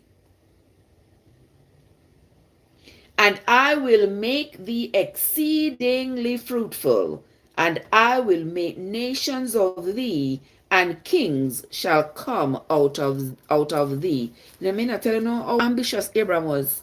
I tell you that Abraham was so ambitious. He wanted to have lots of cattle and servants and land and all of this. He was very ambitious. And then to hear him say, no, God tell him that he's going to give him this son. Now he get the son. Now God is going to give him all these nations of people that's going to be kings and all these things. He's very ambitious. Yes, Opal, I'm oopsie daisy. Yes, Opal, I'm on live in the mornings. In the mornings I do the Bible. Not every morning I am on at this time. sometimes I'm here later because like tomorrow and Friday morning I'm going to come on anytime after 8 o'clock because I work the night shift. So I'm going to get home maybe by 8 o'clock depending on how things are. Yeah. So like tomorrow and Friday you will catch me later than this. Okay? All right. So let us continue. Chapter 17, beautiful people. Well, somebody says, so Trev, the angel, no, it wasn't the angel who impregnated her. No, remember, Hagar was Abraham's servant. And she was brought into Abraham by Sarah. She was basically given to Abraham to be his concubine because Sarah couldn't get pregnant. And he impregnated her. But after she got pregnant, according to Sarah, Hagar was a pop style panar. Or as people say. So Hagar was now popping style on Sarah. So Sarah get vexed, went to Abraham, what's going on here? Abraham say, do to her whatever you will. I mean, I even care such pregnant with my baby, with my first child. Just do to her whatever you will. So Sarah run out Hagar. Hagar went away, was by this well.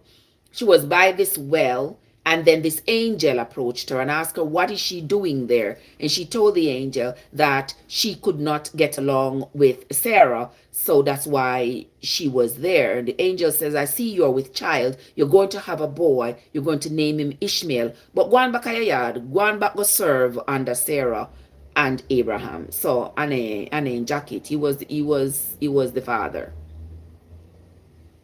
Yeah, me well want for our next Jacket story in the Bible. But anywho, let us continue. On to chapter 17. And when Abraham was 99 years old, the Lord appeared to him and said unto him, I am the Almighty God. Walk with me and be thou perfect. And I will make my covenant between me and thee, and will multiply thee exceedingly. And Abraham fell on his face, and God talked with him, saying, As for me, behold, my covenant is with thee, and thou shalt be a father of many nations. Neither shall thy name any more be called Abram, but thy name shall be Abraham. For a father of many nations have I made thee. And I will make thee exceedingly fruitful, and I will make nations of thee, and kings shall come out of thee. And I will establish my covenant between me and thee, and thy seed after thee in their generations, for an everlasting covenant, to be a God unto thee, and to thy seed after thee. And I will give unto thee, and to thy seed after thee, the land wherein thou art a stranger, all of the land of Canaan, for an everlasting possession, and I will be their God. Okay. And God said unto Abram, Thou shalt keep my covenant, therefore, you and your seed after you in their generations. This is my covenant which ye shall keep. Now listen, I hear the covenant that God said Abraham and his generations must keep. Between me and you and thy seed after you, every man child among you shall be circumcised. Remember, I said that was a covenant between Abraham and God. That was a covenant.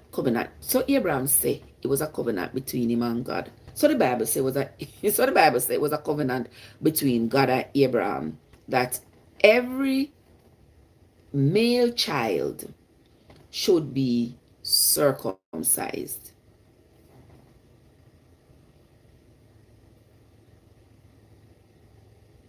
Me that go say something, but me not bother. Because me see circumcision as one of the greatest farce that could have ever befall mankind. You no ever see one man with one circumcised penis yet? It like he just thumper. Me no, me no, me no know. Me no know. Like, you know have enough room to expand. Me no, me just I'm from a realistic point of view, I just don't see how beneficial this is supposed to. But people are gonna say, "Oh, you're a nurse. You're supposed to, you know, uphold this scientific way of saying that circumcision are good because they help the penis to remain clean. So why you can't roll over your penis and wash it? Why? Why you need a doctor to cut off part of your penis for you be able to keep it clean? That not sound scientific to me. But anyway, I'm going to continue. Right, Michibu? So this covenant between God and Abraham says,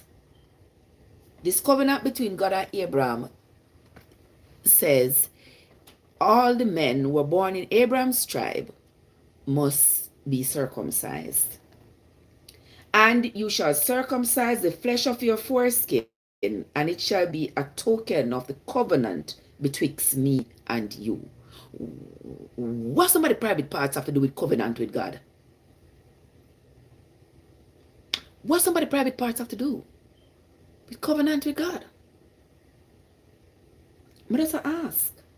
And he that is 8 days old shall be circumcised among you, every man child in your generations, he that is born in the house or bought with money of any stranger which is not of thy seed. He that is born in your house and he that is bought with your money must needs be circumcised, and my covenant shall be in your flesh for an everlasting covenant. Now, you see why these things have influenced even societies in Africa, where up until today, they still do some kind of mutilations that is rooted in these ancient stories. And even now, people are saying, oh, the Bible says you need to circumcise. So they are going around, look at them just born, and not have doctor mutilate them. Why? I can understand if the child is fimoused or something like that, and you have to, and the doctor has to do some corrective surgery, I can understand. But if the child don't have a problem there, why not go on and mutilate the pitney them? Me not see the reason for it. Me have 2 boys, and I'll be damned if anybody was going to convince me. Now at the hospital, I say, oh, when are you going to get the baby circumcised? Never. Oh, you know the baby. No. Leave them alone. I will roll them over and wash them when they can roll over themselves. I teach them how to roll over themselves and wash themselves. They need room for expansion. Right, Quotient? All right. See, the answer she knows somebody or the baby. Yeah, I've heard of cases where the baby end up bleeding to death. But I don't see it. If it's not broke, don't fix it. Quotient, what's up? Good morning, love bug. How you doing? Why me they ask what the man Abraham are doing in baby mother? What the man agree with his wife? If he put out in baby mother with a big belly.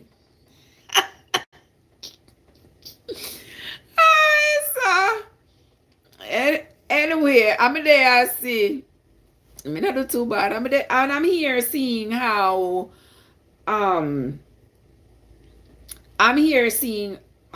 Abraham said he made this covenant with God to be circumcised and to have all the servants in his household circumcised, and everybody around him, all the men around him need to be circumcised. And verse 14, he says, and the uncircumcised man-child, whose flesh of his foreskin is not circumcised, that soul shall be cut off from his people. Now, why the person's private part has to determine whether or not they belong in their tribe? Well, them something like a cultish behaviors. Yeah, them something like cultish behaviors. Them behaviors that are not normal. Because all you gotta say, you're gonna be cut off from your people if they didn't cut off a piece of your private parts. That don't make no sense. But it was a covenant between Abraham and God. And the uncircumcised man-child, whose flesh of his foreskin is not circumcised, that soul shall be cut off from his people. He hath broken my covenant. So even though this God is making this covenant with Abraham, if a descendant of Abraham not circumcised, then that person has broken a covenant with God. But that person ain't make no covenant with God. Exactly, quotient.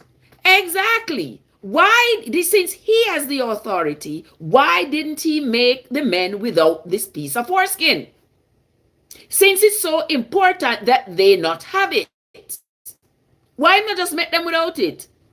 Why am I going to make them and then say now they must be mutilated in his name for his glory? That makes sense to you? Abraham wanted to find a way to make himself more powerful. Abraham was in search of power. He was in search of power. And God just loved blood. See him so. Simple. Well, the way they present this God in the Bible. Because my idea of a God is not in no way, near, shape, or form aligned with the God that is perpetrated in the Bible. But we're going to work with what we have been given. Okay? Yeah. So God says, any man who is not circumcised, they have broken the covenant with him. And God said unto Abraham, as for Sarah your wife, thou shalt not call her Sarai anymore, you shall call her Sarah. And I will bless her and give thee a son also to her. So why God never did just give Sarah the son from the beginning? Morning, Liz, how you doing, sugar? God loved to delay and to do things back way. Because you tell me that he would not have known the strife that was going to come about from Hagar having had Ishmael for Abraham.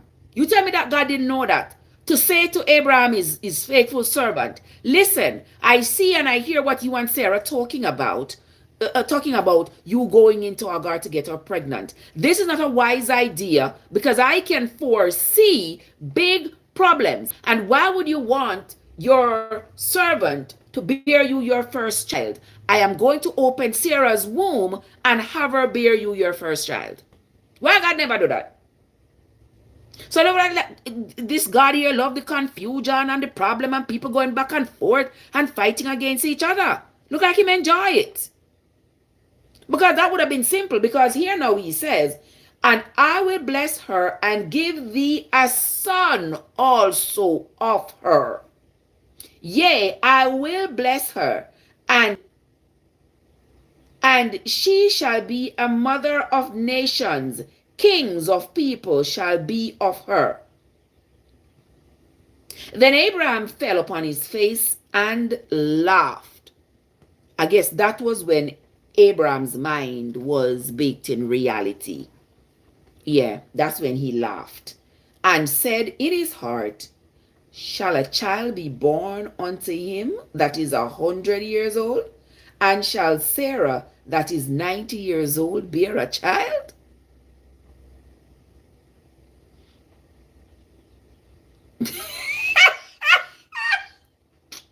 I can't with you, Quotient. Liz, Liz, what's up? Quotient said God love do things back way too much. Him need Jesus. I can't laugh. I can't. I true. But I true, man. I true. Because me not understand. Me not understand how if God is all knowing and God know all these things that's going to happen even before they happen. Why are they happening? Why are they happening? Why all this confusion? Why is he so delighted to create confusion so that he can come in as the hero to rectify it? Come on now, God. Come on now. I'm disappointed, man. Wonderful, wonderful, Liz. Wonderful. How mommy doing? So let us continue. So now God come to Abraham and tell Abraham, listen, I'm going to allow your wife Sarah to bear you a child. Abraham laugh after God because Abraham said, Kuya, but me 100 already. What kind of picnic God want me to have? And Sarah already 90. What kind of picnic God want me to have at this age? Have Sarah done the period, all these things. Sarah not supposed to be able to breed again. And Abraham said unto God, Oh, that Ishmael might live before thee. And God said, Sarah thy wife shall bear thee a son indeed, and thou shalt call his name Isaac, and I will establish my covenant with him for an everlasting covenant, and with his seed after him. And as for Ishmael, I have heard thee. Behold, I have blessed him, and will make him fruitful, and will multiply him exceedingly. 12 princes shall he beget, and I will make him a great nation. But, I want to get that but there now. I want to get that but there. But my covenant. So I'm going to bless Ishmael because Ishmael is Abraham's son. I'm going to make Ishmael be the father of many nations. 12 princes are come out of Ishmael. But my covenant will I establish with Isaac.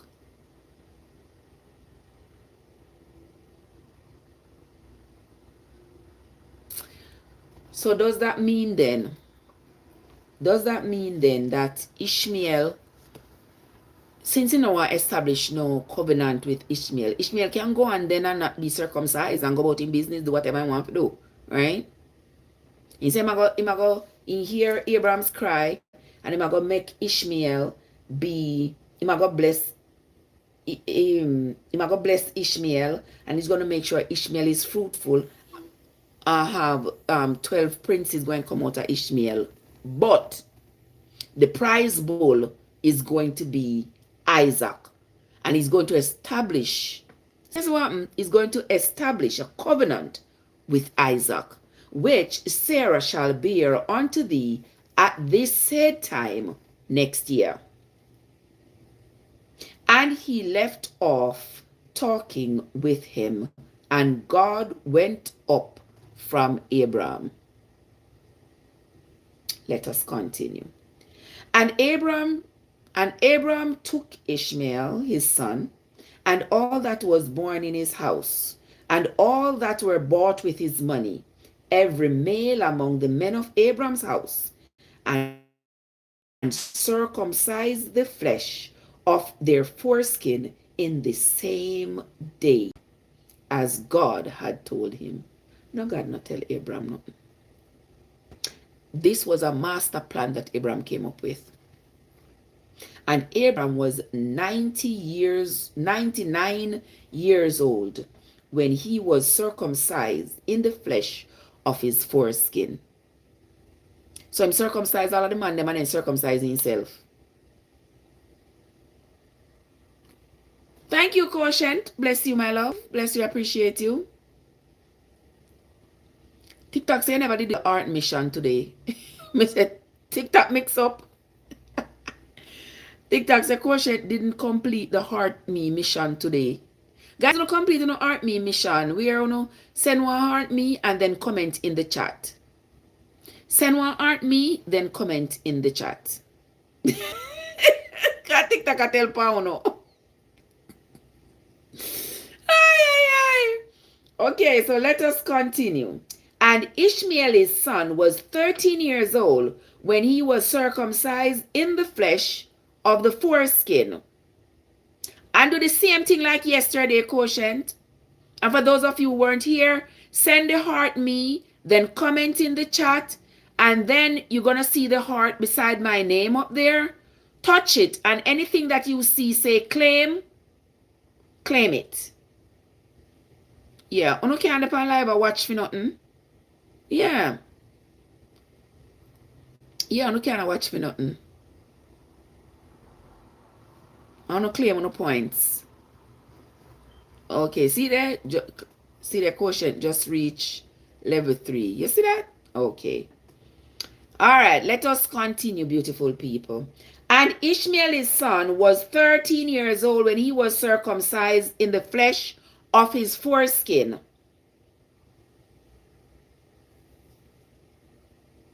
In the selfsame day was Abraham circumcised as Ishmael his son. Logical, what's up?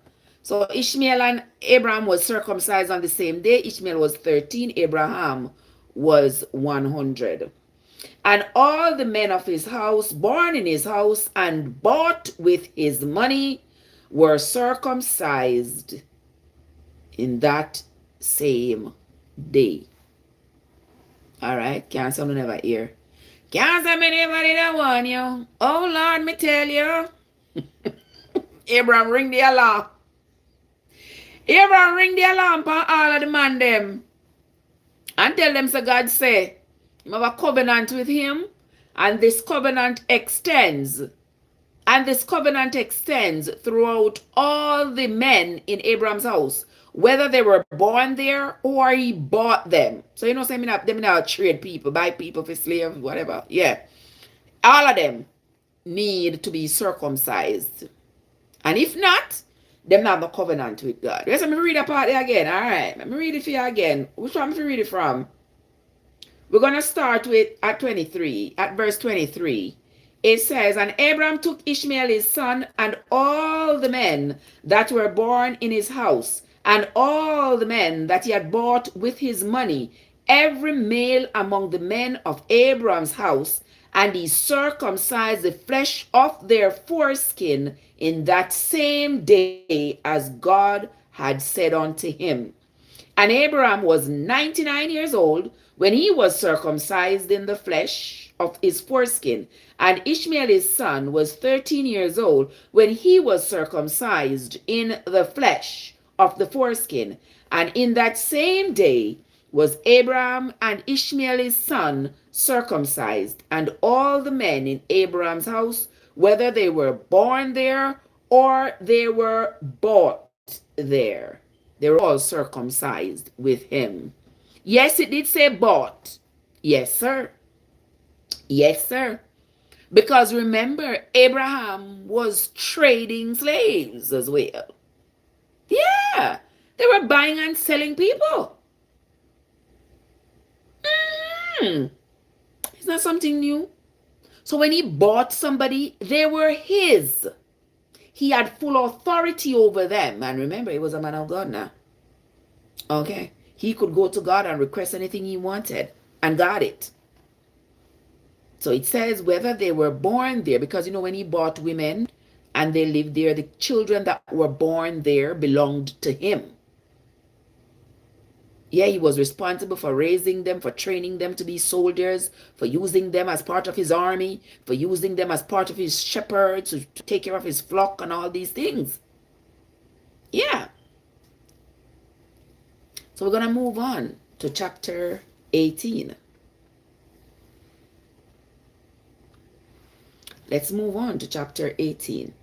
And the Lord appeared unto him in the plains of Mamre, and he sat in the tent down in the heat of the day. And he lifted up his eyes and looked, and lo, this is why Jesus bought us with his This is why Jesus bought us with his blood. I guess it come from the same buying of people. I guess. I guess it's the old jargon. It's the whole language of the time. Yeah. It's the whole social structure of the time. And he lifted up his eyes and looked, and lo, 3 men stood by him. Lovely! Mwah! How are you, my love? Yes, my love, what a evil thing. But let us listen. Listen, can you imagine? Can you imagine cutting off all of the man them? All of the man them took a look in a one day. Circumcise all of the man them in a one day. And he lifted up his eyes and looked, and lo, the 3 men stood by him. And when he saw them, he ran to meet them from the tent door, and he bowed himself towards the ground and said, My Lord, if now I have found favor in thy sight, pass not away, I pray thee, from thy servant. Let a little water, I pray you, be fetched, and wash your feet, and rest yourselves under the tree. Now tell me, if it is the invisible God who was passing by Abram that needed his feet washed, or just a man with earthly honor. Let us continue. And I will fetch a morsel of bread, and comfort ye your hearts. After that he shall pass on. For therefore are he come to your servant. And they said, So do as thou hast said. And Abram hastened into his tent unto Sarah, and said, Make ready quickly 3 measures of fine meal, knead it, and make cakes upon the hearth, as in the dirt stove. The hearth, Hearth, the dirt, that's the dirt stove. And Abraham ran unto the herd, and fetched a tender calf, and gave it unto a young man, and he hasted to dress it. And he took butter and milk, and the calf which he had dressed, and set it before them, and he stood by them under the tree, and they did eat. These were the 3 men, I believe, who were on their way down to Sodom and Gomorrah. But let us continue. And they said unto him, Where is Sarah your wife? And he said, Behold, she is in the tent. And he said, I will certainly return unto thee according to the time of life. And lo, Sarah thy wife shall have a son. And Sarah heard it in the tent door which was behind him. Now Abraham and Sarah were very old and well stricken with age, and it ceased to be with Sarah after the manner of women. So I don't know what that means. The manner of women means she's no longer having her period. She's past menopause. So the likelihood of her getting pregnant are very, very slim. So the Bible says it was way past Sarah's time as her manner of women. Therefore Sarah laughed within herself, saying, After I was waxed old, shall I have pleasure, my Lord being old also? And this Lord he's talking about is Abram. Remember, the women also referred to their husbands back then as their Lord. Okay? So Sarah said, I am old. Abraham is old. Why God wait until me this old for one to come give me pitney now? This is hilarious. When I'm so old, me not see period no more. So me can't get pregnant. All these things. And the Lord said unto Abraham, Wherefore did Sarah laugh, saying, Shall I of a surety bear a child while I'm old? Is anything too hard for the Lord? Is anything too hard for the Lord? At the time appointed, I will return unto you according to the time of life, and Sarah shall have a son. Then Sarah denied, saying, I didn't laugh, for she was afraid. And he said, No, but you did laugh. And the men rose up from there and looked toward Sodom, and Abraham went with them to bring them on the way. And the Lord said, Shall I hide from Abraham that thing which I do? What the Lord mean by shall I hide from Abraham that thing which I do? Which thing did he do? Seeing that Abraham shall surely become a great and mighty nation, and all the nations of the earth shall be blessed in him. For I know him, that he will command his children and his household after him, and they shall keep the way of the Lord, to do justice and judgment, that the Lord may bring upon Abraham that which he hath spoken of him. Was she saying that her Lord have no use? Well, yes, she was saying that, of course, because Abraham, that's why she was saying that she's so old and her Lord is so old. She's referring to Abraham. She's so old, Abraham is so old, like, it's laughable that you think that we're going to be able to have a baby at this age. Yeah, so that's what she found to be funny. And the Lord said, because the cry of Sodom and Gomorrah is great, and because their sin is very grievous, I will go down now and see whether they have done altogether according to the cry of it, which is come unto me. And if not, I will know. Did God have to go? Why God have to always be going down? Why he always have to be coming down and going down to see for himself? Why can't this omnipresent God be everywhere and see everything without physically going there? And why does he have to announce all of his plans to mankind? I'm going here, I'm going there, I'm going to look for this, I'm going to look for that. Why? That doesn't sound too godly to me. But now him saying going down to Sodom and Gomorrah because he wants to go see if these cries of the people are what they say it is.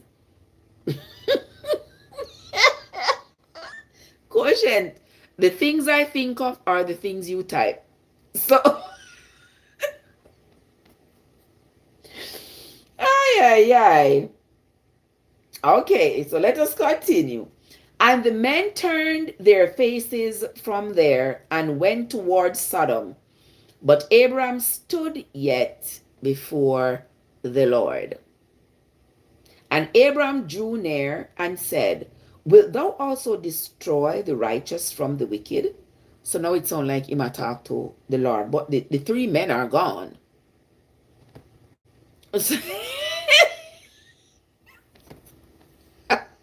Me not talk after you, you know. Now it says, Abraham drew near and said, I guess it's to God, wilt thou also destroy the righteous with the wicked? Because in Abraham's mind, there had to be some righteous people in Sodom and Gomorrah. And this is what the Lord said to him, Peradventure there be 50 righteous within the city. Wilt thou also destroy and not spare the place for the 50 righteous that are there? That be far from thee to do after this manner, to slay the righteous with the wicked. But God of doing that.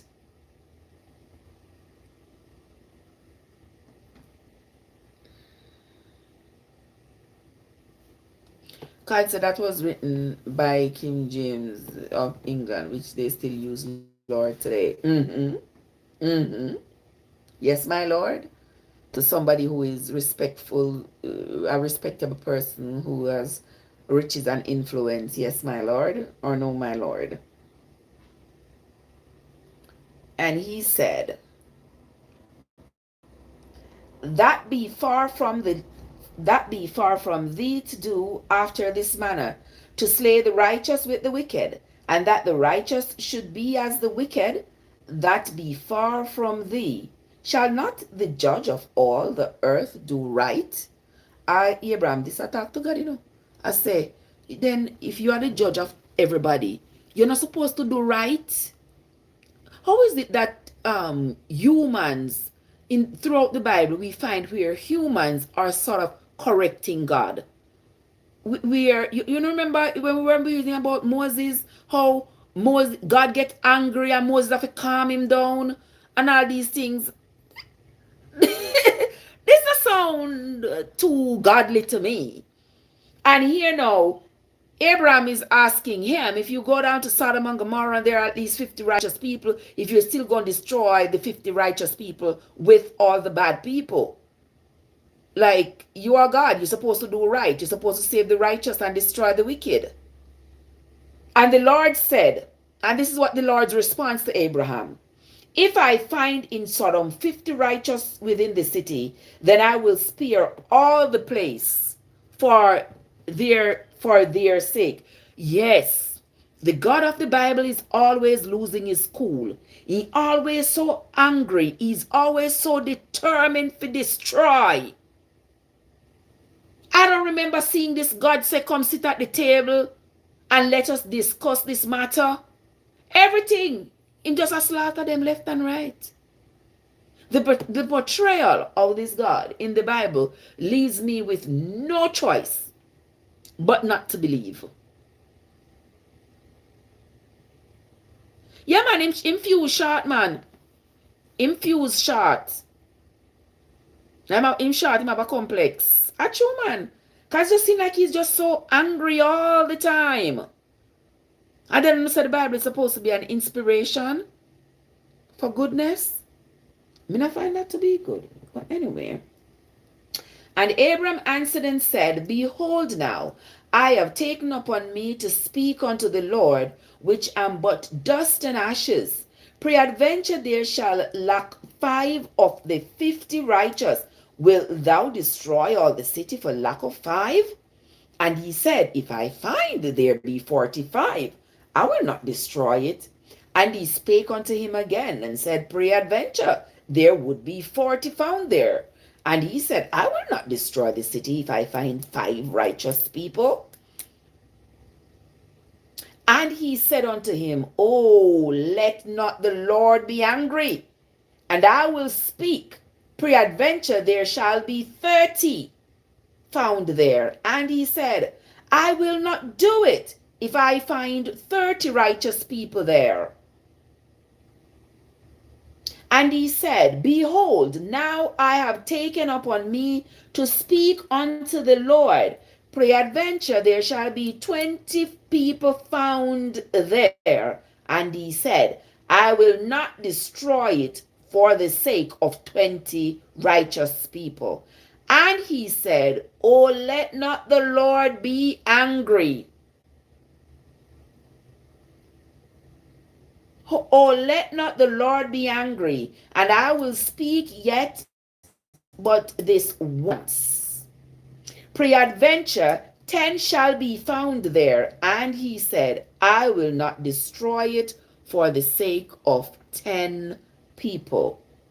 And the Lord went on his way as soon as he had left communing with Abraham, and Abraham returned unto his place. He liked to double tap like the one here in the X. Exactly logical. Exactly. Who this here text me? Yeah. You like to double tap. Let us continue. We are on to chapter 19. We are going to do self, you know. And there came 2 angels to Sodom in the evening, and Lot sat in the gate of Sodom. So Lot was sitting by the gate.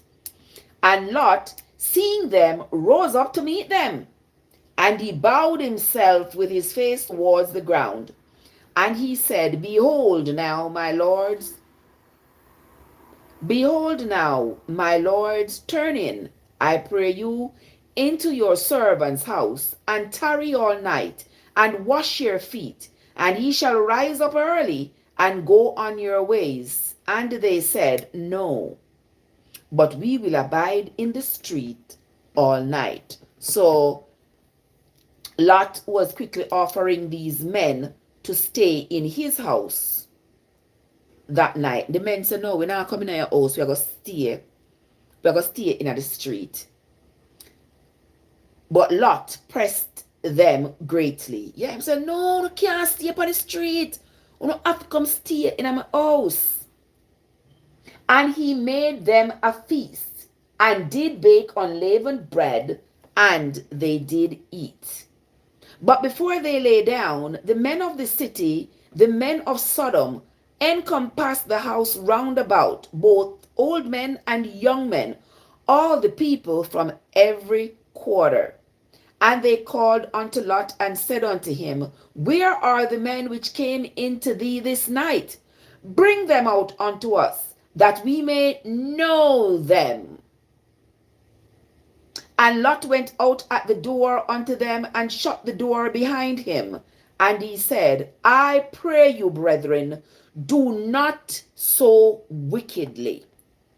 The men of the city wanted these two men who had gone into Lot's home. They wanted to have them for themselves. And behold now, I have two daughters which have not known man. Know what kind of father that is? So them your man ya, who no want to have nothing to do with woman. A man them want. And these men are breaking down your door to get to these two men in your house. I said, you boil up something at what? Anyway, you are going to tell them, say, I'm going to give you all my two virgin daughters. So you can ravage them. And you see what, how may I tell you, say in the Bible had absolutely no respect for women. They had absolutely no respect. And how do you all expect me to embrace the contents of this book? No respect for women. When Eve had this fruit from the serpent, as the Bible called, you your God cuss and class her? Only your God cuss and class her? And our womb shall spill blood and this and that and the devil knows what. Okay? Now, these, Sarah, you see how Abraham treated Sarah? Abraham pimp out Sarah for the whole time, so he could have get this and get that and pimp out Sarah. Like, the women were nothing. You could just hand over the women to a man, and the man could ravage her as he pleases and give her back. Like nothing. Now we are with Lot. And Lot is sending out his two daughters. He may have no value on his daughters. Exactly. He may have no respect for them. He's sending out his two daughters to go give to these strange men for them to have their way with them. Mighty God. But I hope those of you who say the Bible is nothing but a book of inspiration, I hope you all got inspired by that. The Bible don't speak well of women. No, it does not.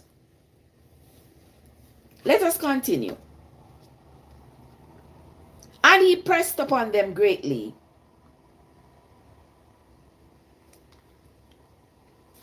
No woman, let me tell you, no woman should embrace what is in the Bible and claim that what is in there is supposed to be some kind of a redemption for them. What?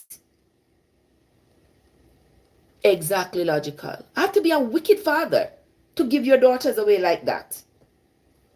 But it was the times. Back then, this is how there was no value on women. Only if a man ravage you and you have babies. Nothing else.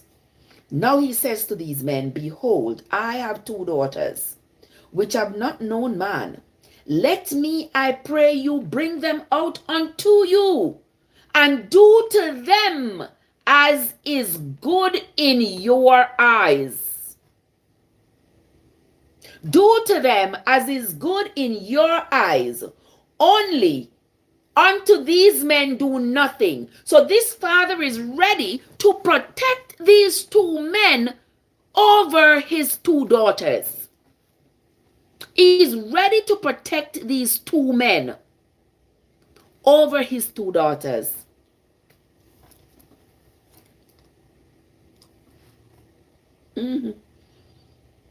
He said, do unto them as you see fit in your eyes. Only unto these two men do nothing. For therefore came they under the shadow of my roof. And they said, stand back. And they said again, this one fellow came in to sojourn, and he will needs be a judge. Now will we deal worse with thee than with them. And they pressed sore upon the man Lot, and came near to break down the door. But the men put forth their hands and pulled Lot into the house to them, and shut the door. And they smote the men that were at the door of the house with blindness, both small and great, so that they wearied themselves to find the door. And the men said unto Lot, hast thou here any besides son-in-law, and thy sons, and thy daughters, and whatsoever thou hast in the city, bring them out of this place. Now remember, Lot had not just those two daughters, he had other daughters and sons-in-law, but they were already living in the city. They already moved out. Those daughters already married and living out. It was just these two young ones who were not yet married. So, they were maybe 9, 10 years old, maybe most. But these were young children. They were not yet married. Okay, because in those days they married them off. Where's that what on my face? I'm in a pause now. In the room cold, and look at me, I sweat. I'm not sorry for me. Exactly, Donald. Exactly. You see me, I sweat. I'm in a pause now. And through my pause off, man, it'll beat me left and right. Jeez and peace. It'll beat me now. But it'll beat my bad. But anyway, make we continue. And the men said unto Lot, hast thou here anybody besides you and these daughters, any son-in-law, and your sons and your daughters, and whatsoever thou hast in the city, bring them out of this place. For we will destroy this place, because of the cry of them is waxen great before the face of the Lord. And the Lord hath sent us to destroy it. God, why you come down off of your high stool for come bother me this morning? Tell me why. Bother me? Achoo, me not get ravaged. Oh my God.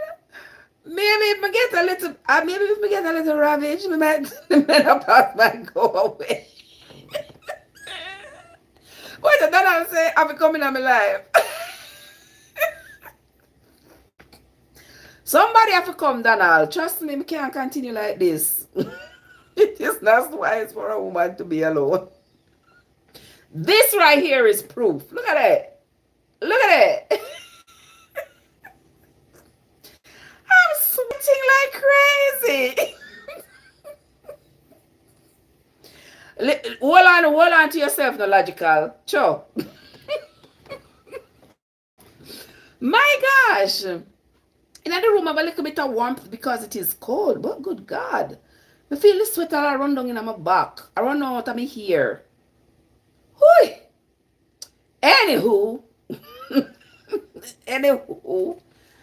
Let us continue. That was just a little bit of a detour there, my friends. Let us get back on track. Yeah. So, me said down my back. Me I tell you logical. I run down my back. Yeah, sweat I run out of my hair. I run down the back of my neck. And I run down the back of my shirt. But anyway. And Lot went out and spake unto his sons-in-law, which married his daughter. So now remember, me not tell you no. Somebody did come in on the live and I tell me say the two daughters Lot did have, but because me never did have my book with me, me couldn't did defend myself. Me never did have my little notebook with me to defend myself. You telling us say, June Plum, bless up a nice clean self, sis. How you doing? Yeah. No, thank you for your heart, me. Now put a in the chat. So write something in the chat and then claim your prizes, my love. Yeah. Write something in the chat and then up beside my name right there where you see the little heart with the little white thing. Press on it, and you're going to see some things come up with claim. You do your claims and claim and claim and claim whatever is there for you to claim. Sister Thompson, what's up? Yeah. From me learn that me not stop telling you, Because if me know it, you know it too. Yeah. We can all learn and grow together. Right, Sister Thompson, bless up a nice clean self. How are you doing, my love? Thank you. Oh, this now takes me. Yeah. Thank you, my love. The donut, when we're done, I'm going to eat the donut there with me. I'm going downstairs to make some, what am I going to drink this morning? Some turmeric latte. Maybe some turmeric latte or some tamarind seed latte or some avocado tea latte, something. Where's if you drink hot water and I don't start drinking hot water in the morning? What that's supposed to? It's supposed to help me with menopause? Me I go downstairs, go drink some merengue, put some merengue with some turmeric and some avocado seed. Yeah, that me I go downstairs, go drink and eat it with that donut there. Even though me not eat donut in a real life. I eat the automatic donut. But I eat the automatic donut there. And it's damn chair tear off the wall. But anyway. Yeah, so let us continue, my dear friends. Yeah, I was telling you all that the other day when I was telling you all that Lot had other daughters, but the other daughters were already married. Somebody in the chat was telling me I'm not true that. He had only 2 daughters. I mean, I tell you no. So me come back and find it here, so. So me come back and find it here, so in the Bible, in our Genesis chapter 19 and verse 13, and it says, let me read verse 13. For we will destroy this place because the cry of them is waxen great before the face of the Lord. And the Lord has sent us to destroy it. And Lot went out and spake unto his sons-in-law. So if he never did have daughters in the city, he couldn't did have sons-in-law because the 2 daughters that were home were not married. Okay, so he went out, he spake with his sons-in-law, which married his daughters, and said, Up, get you out of this place, for the Lord will destroy this city. But he seemed as one that mocked unto his sons-in-law. So he went out to tell his sons-in-law who were married to his daughters that the place was going to be destroyed and he wanted them to be saved. And I said, Lot, a joke thing you depend. We know in that video. You can run along if you want to run, but we not come with you. And you know if the men were not going to agree, then the daughters were going to stay with their husbands as well. And when the morning arose, then the angels hastened Lot, saying, Arise, take your wife and your 2 daughters, which are here, lest thou be consumed in the iniquity of the city. And while he lingered, The men laid hold upon his hand, and upon the hand of his wife, and upon the hand of his 2 daughters, the Lord being merciful unto him, and they brought him forth, and set him outside the city. And it came to pass, when they had brought them forth abroad, that he said, Escape for your life. Look not behind you, neither stay thou in all the plain. Escape to the mountain, lest thou be consumed. And Lot said unto them, Oh, not so, my Lord. Behold now, thy servant hath found grace in thy sight, and thou hast magnified thy mercy, which thou hast showed unto me in saving my life. And I cannot escape to the mountain, lest some evil take me and I die. All right, you see, Lot never want to leave down a Sodom and Gomorrah, but the angel them grab him by the hand, the man, his wife, and his 2 daughters, carry them outside the city and say, see yourself, say, you're safe now, you run going up in the mountain. Now Lot saying, you don't want to go up in the mountain, because he's afraid he's going to die up there. Behold now, this city is near to flee unto, and it is a little one. Oh, let me escape there. Is it not a little one? And my soul shall live. And he said unto him, See, I have accepted thee concerning this thing also, and I will not overthrow this city for which thou hast spoken. Haste thee, escape there, for I cannot do anything till thou be come there. So they were telling me, we can't do anything until you leave and go to that city. Why are you being resistant? Lot, why are you being resistant? Just go and let us do our thing. Therefore, the name of the city was called Zoar. The sun was risen upon the earth when Lot entered into Zoar. So he and his family walked all night, because remember, it was evening when these angels had come to the city. So, and if the sun was rising up when Lot arrived in Zoar, that means he would have been walking throughout the night. Then the Lord rained upon Sodom and Gomorrah brimstone and fire from the Lord out of heaven. And he overthrew those cities and all the plain and all the inhabitants of the cities and that which grew upon the ground. But his wife looked back from behind him, and she became a pillar of salt.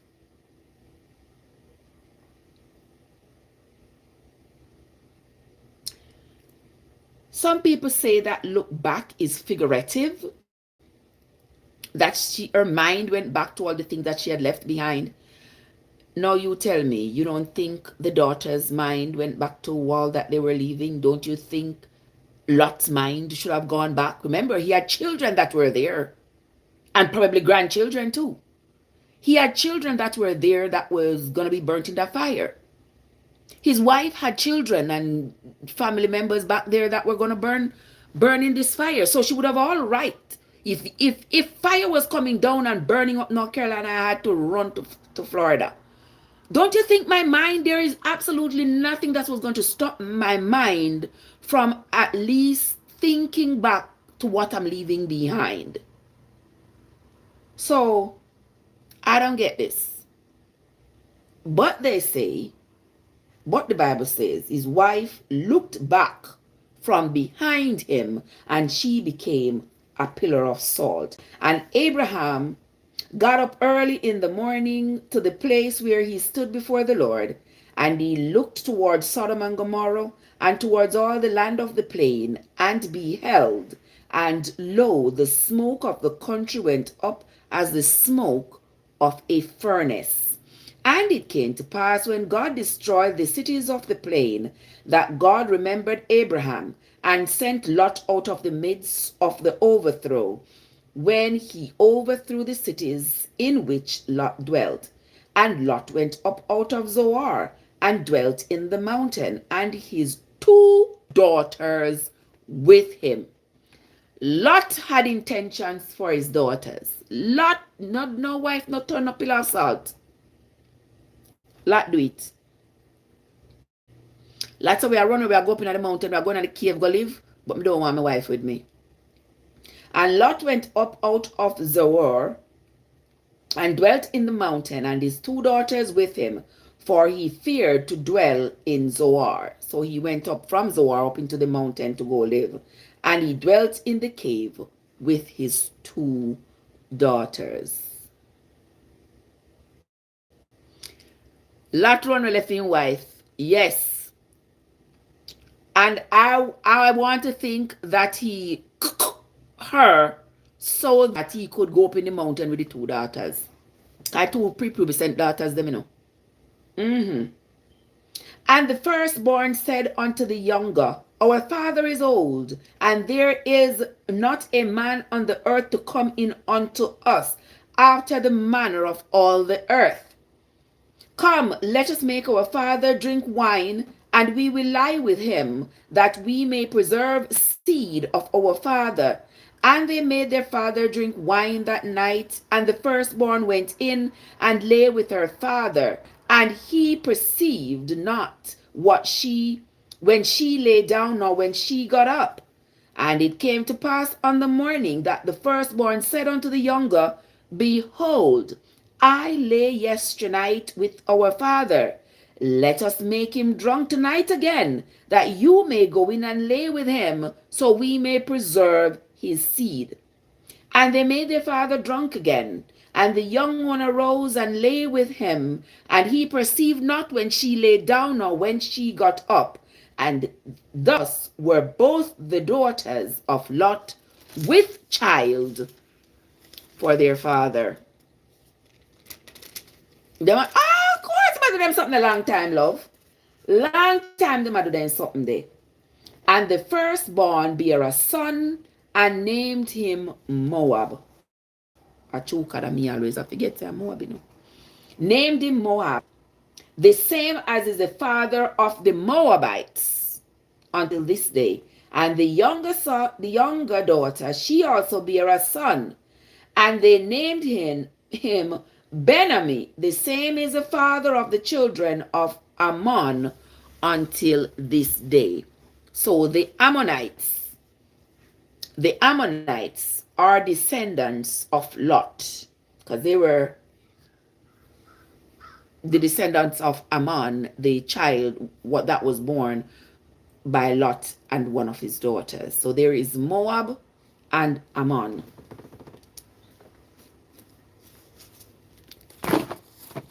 Okay?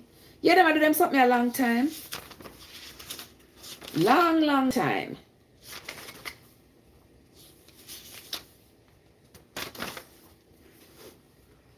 Hold on, I have to keep up, you know.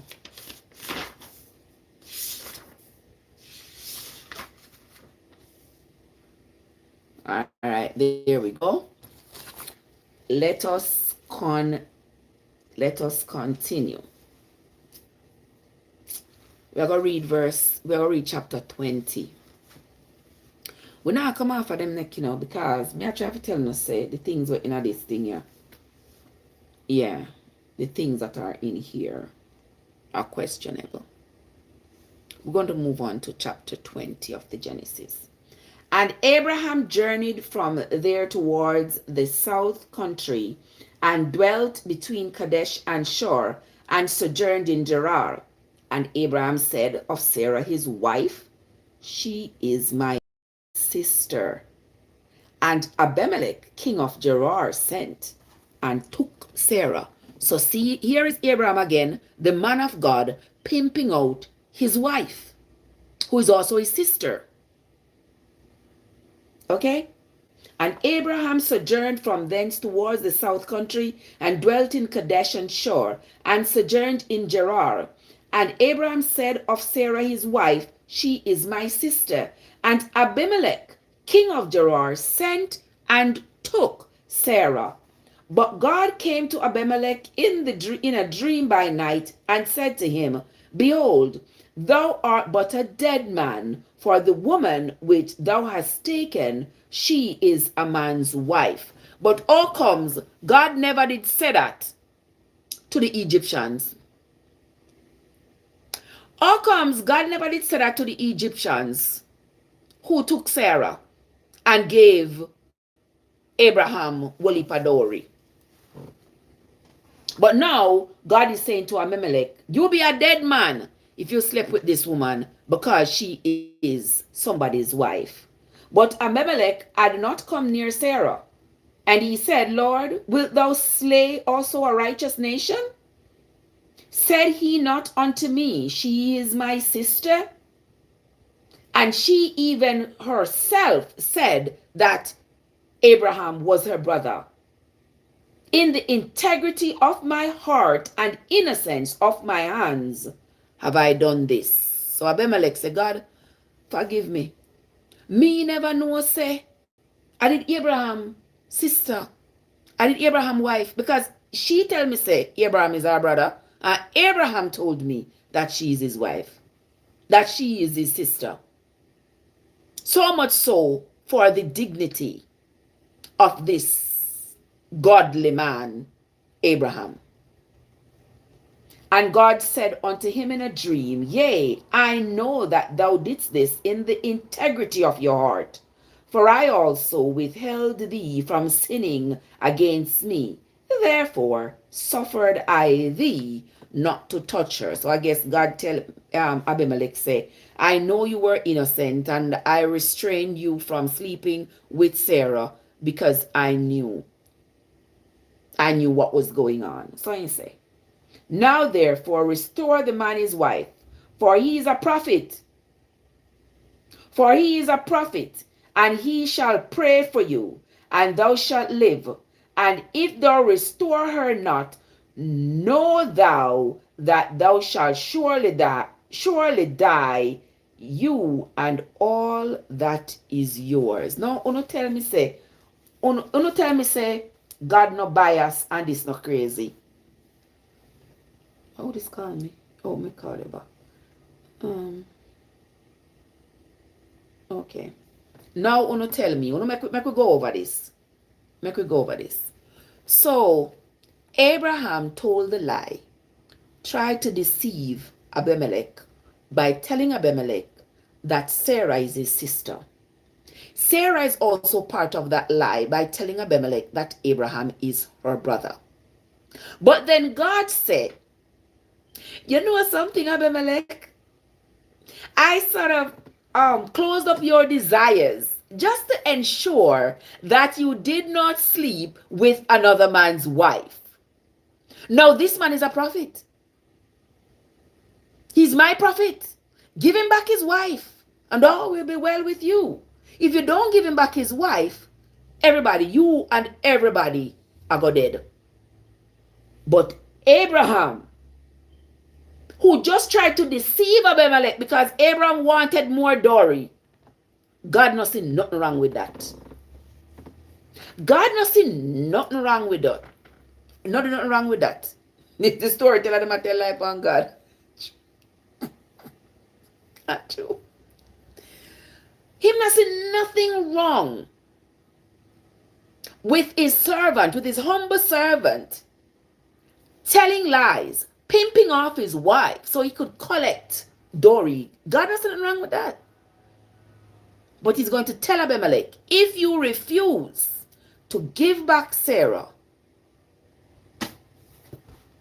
please know that you and everybody who you own will die.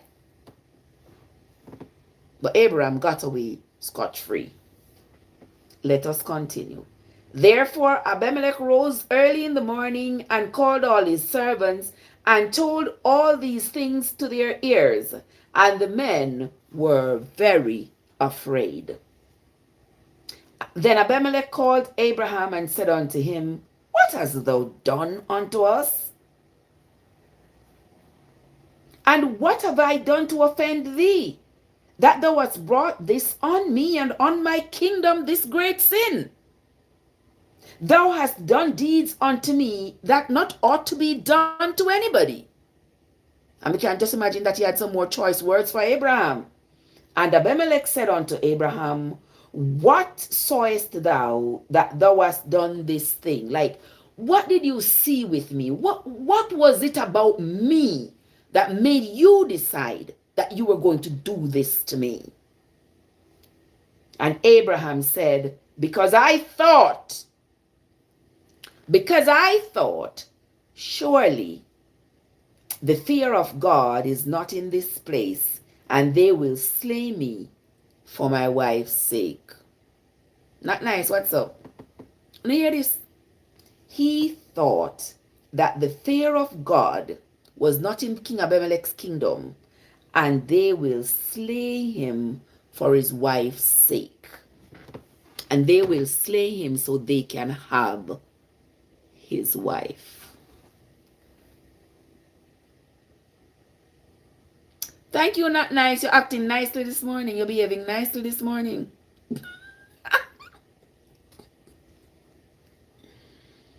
Okay.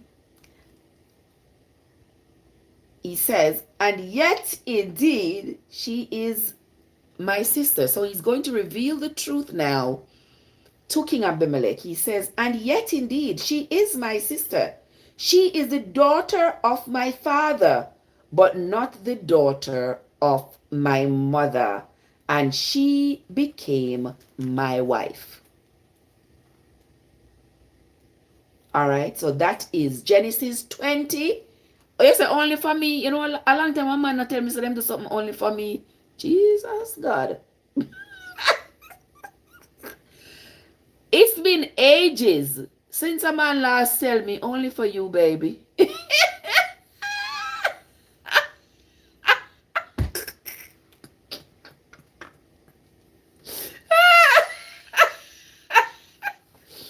Oh my goodness. Liz. It look like me coming to my own. But anyhow.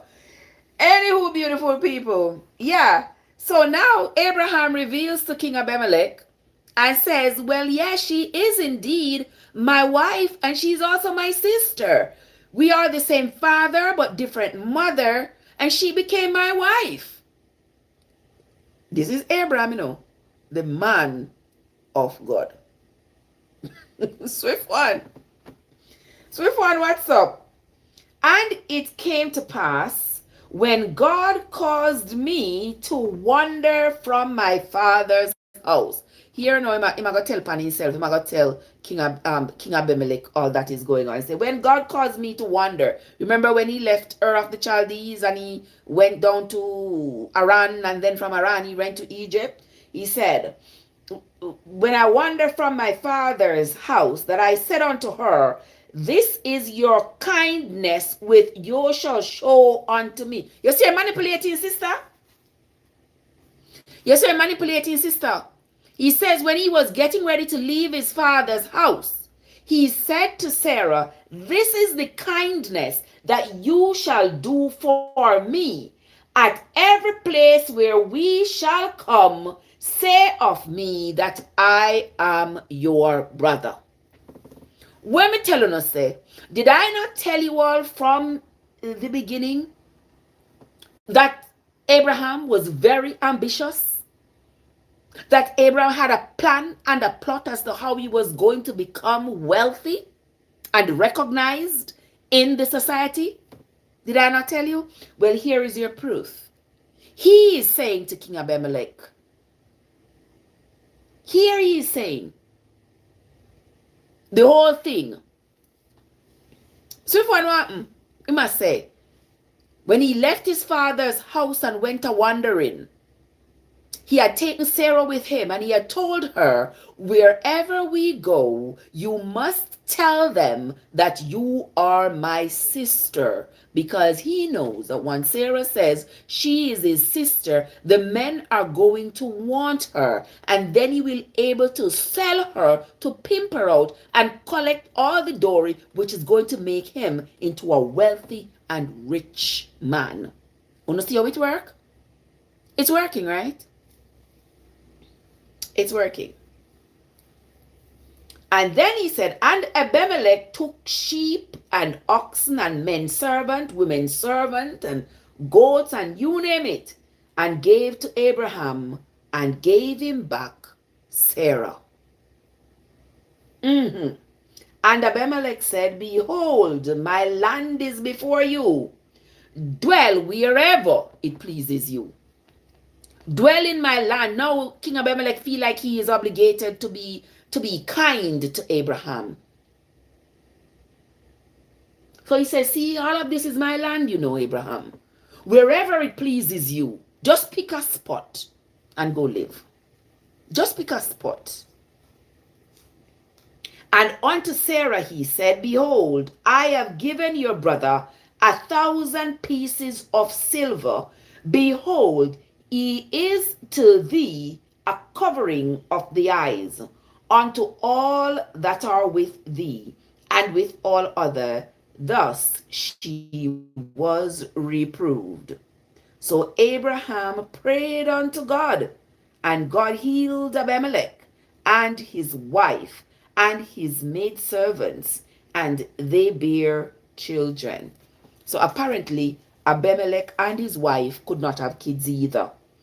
So now Abraham go pray to his God for Abimelech. Wait.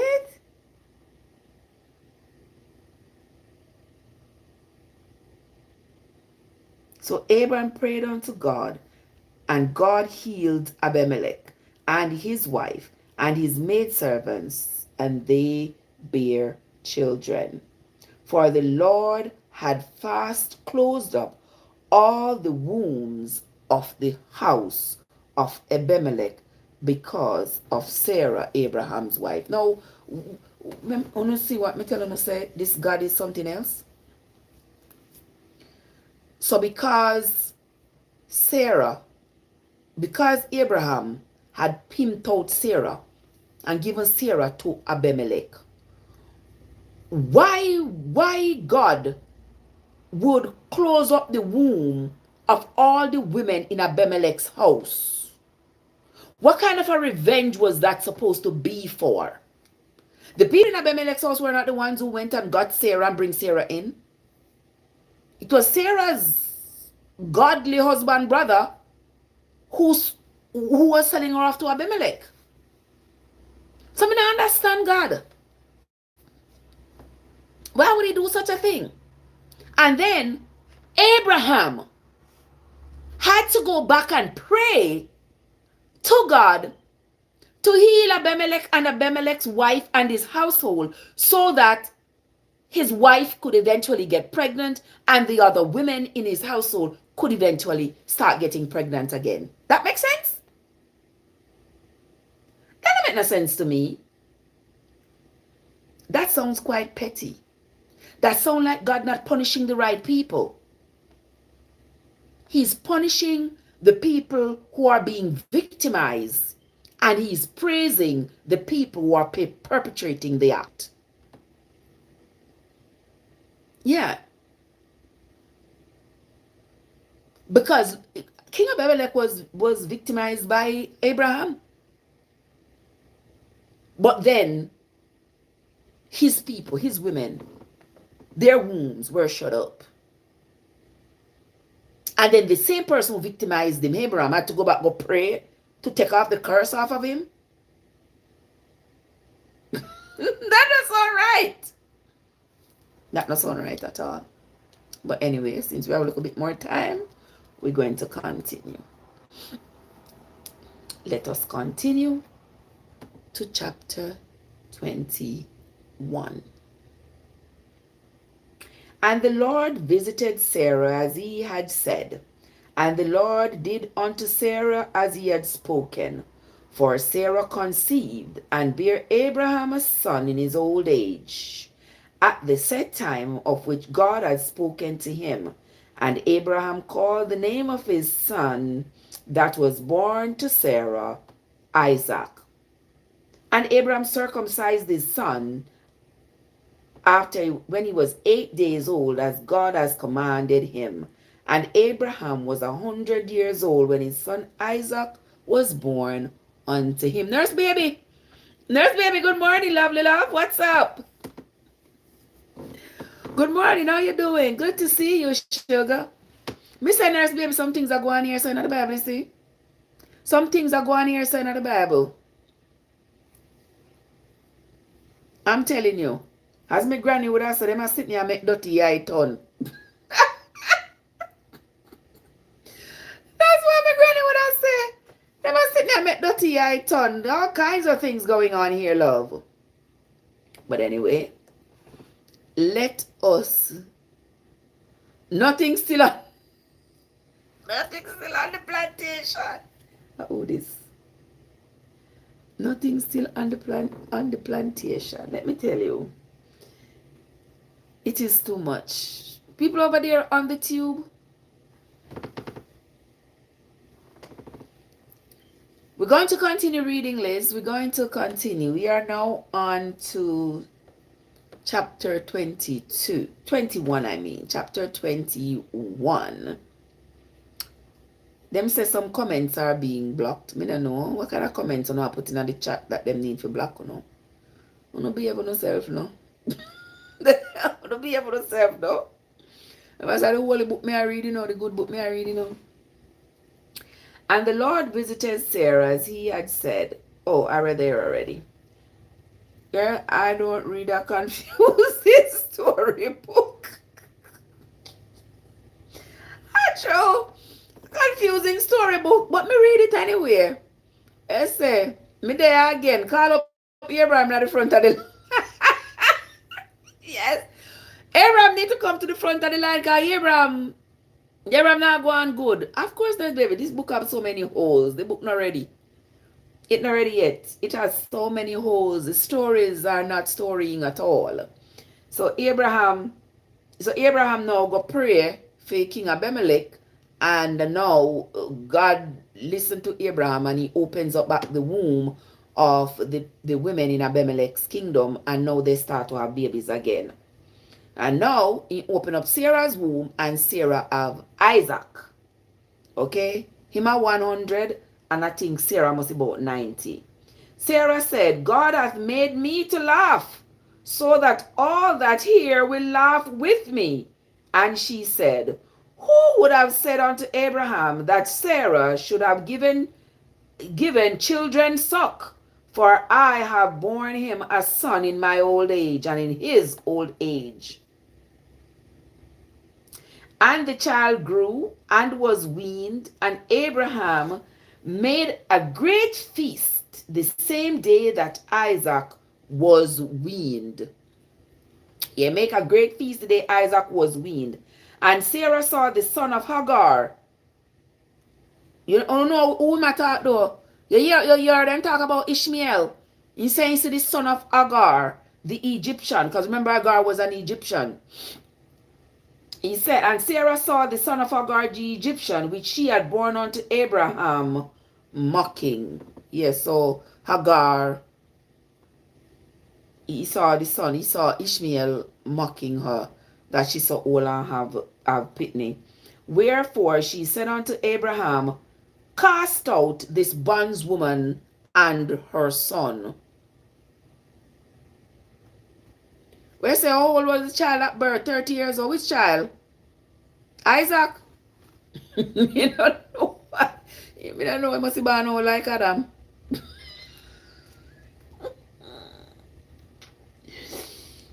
My soul. But anyway, he said, wherefore she said unto Abraham, cast out Hagar and her son Ishmael, for the son of this bondswoman shall not be here with my son, even with Isaac. So you see, jealousy in the camp again. Hatred in the camp again. Sarah now has her own child. She now has Isaac. And she say Ishmael is mocking her. Say, no, she have one pitney. But hey, this a pitney I know is not the heir, because this pitney is not the first child of Abraham. So Sarah is now upset. She goes to Abraham. She says, listen, throw out Hagar and her son, because my son Isaac shall not share this kingdom with Ishmael. Abraham want things because everything him got God asked God for, God give him. And me ask and can't get. Exactly. Parents them all do the picnic barn. Oh. the parents them all the parents them also the picnic barn all. I agree with you. Yeah, the parents them all the picnic. Behave yourself. And the parents them are 90 and 100. The parents them are 90 and 100. Mm. All right. Let us continue. So Sarah says Abraham must throw Ishmael and his mother out of the house. All right. And God said unto Abraham, let it not be grievous in thy sight because of this boy, and because of your bondswoman. In all that Sarah hath said unto thee, hearken unto her voice, for in Isaac shall thy seed be called. Yes, it's a God mix up too. Yes, it's a God mix up too. God no encourage Abraham to take care of Hagar and Ishmael, you know. God tell Abraham, say anything Sarah say.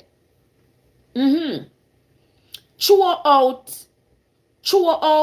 Hagar and Ishmael, because I am going to establish this throne. I'm going to bless Isaac. Isaac, the one I'm going to give all of this. And the abundance of your seed shall be through Isaac.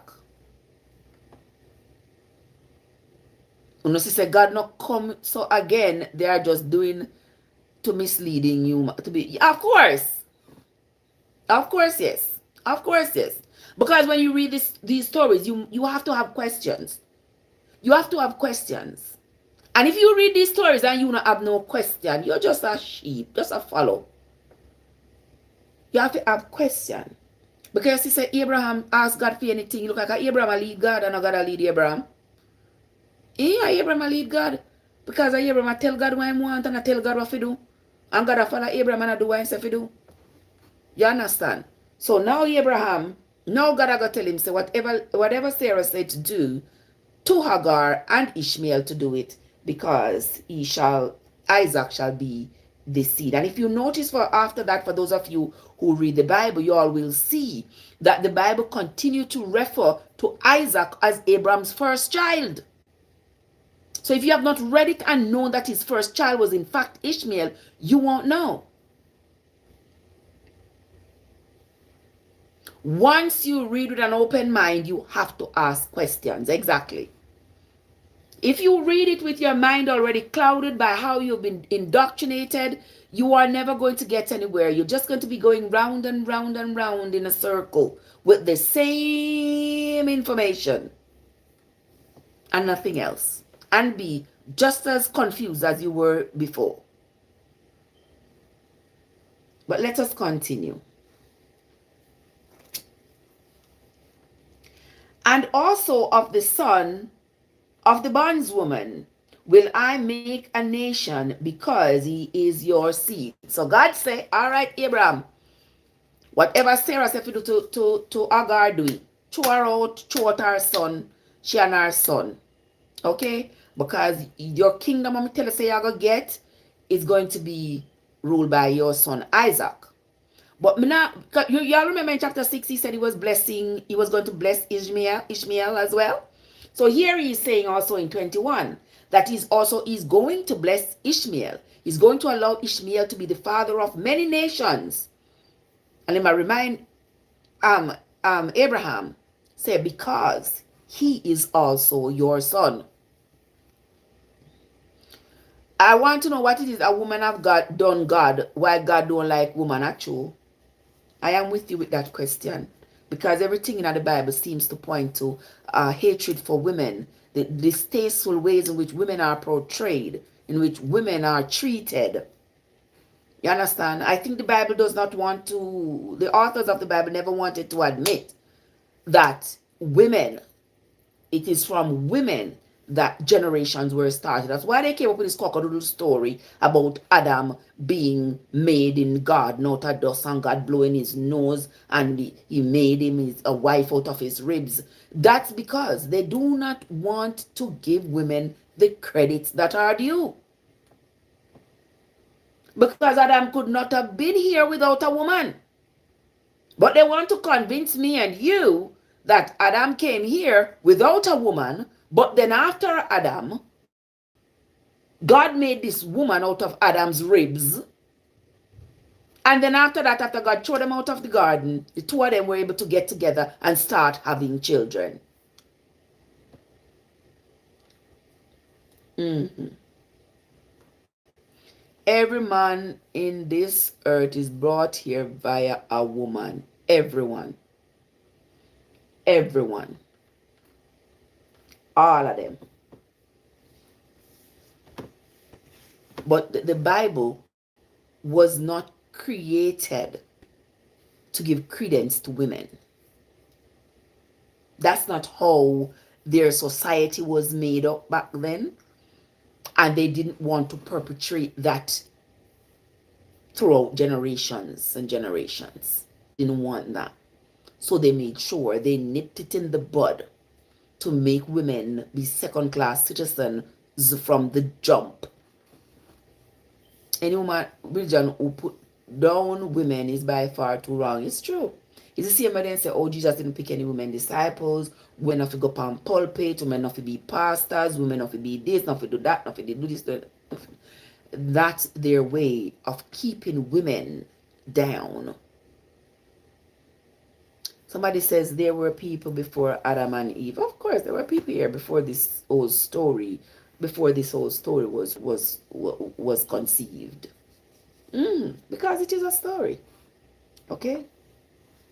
They were here before this whole story was conceived. But let us continue.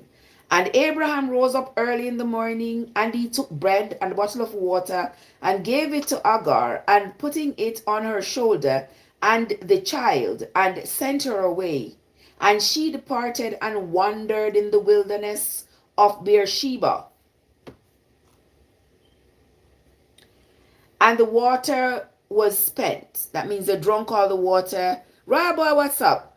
They drank all the water that was in the bottle, and she cast the child under one of the shrubs.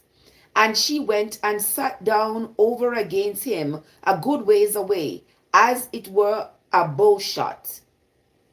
For she said, let me not see the death of the child. And she sat over against him, and lifted up her voice, and wept. Look, what's up? What's up? So God encouraged Abraham to put out his mistress with the child she has for him. So now poor Hagar is wandering in the wilderness. And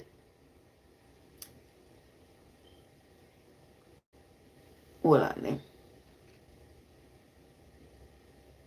And God heard the voice of the lad, that's the boy. God heard the voice of Ishmael. And the angel of God called to Hagar out of heaven, and said unto her, what's wrong with you, Hagar? Fear not, for God hath heard the voice of the boy. Where is he? Arise, lift up the boy, and hold him in your hand, for I will make him a great nation. Adam and Eve think an Nancy story. More than a Nancy story. And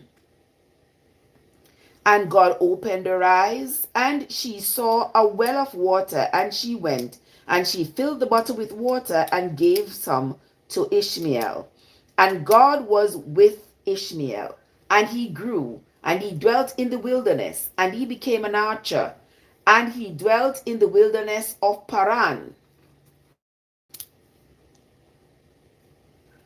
And his mother took him a wife out of the land of Egypt. Because remember, she was Egyptian. So she took a wife from Egypt for her son Ishmael. And it came to pass at that time that Abimelech and Phicol, the chief captain of his host, spake unto Abraham, saying, God is with you in all that thou doest.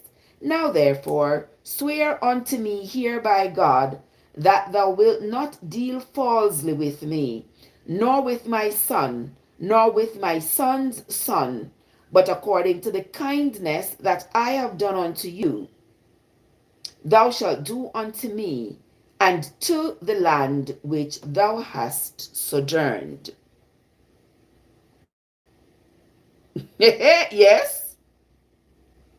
Mm-hmm. Say he was with he was with Ishmael.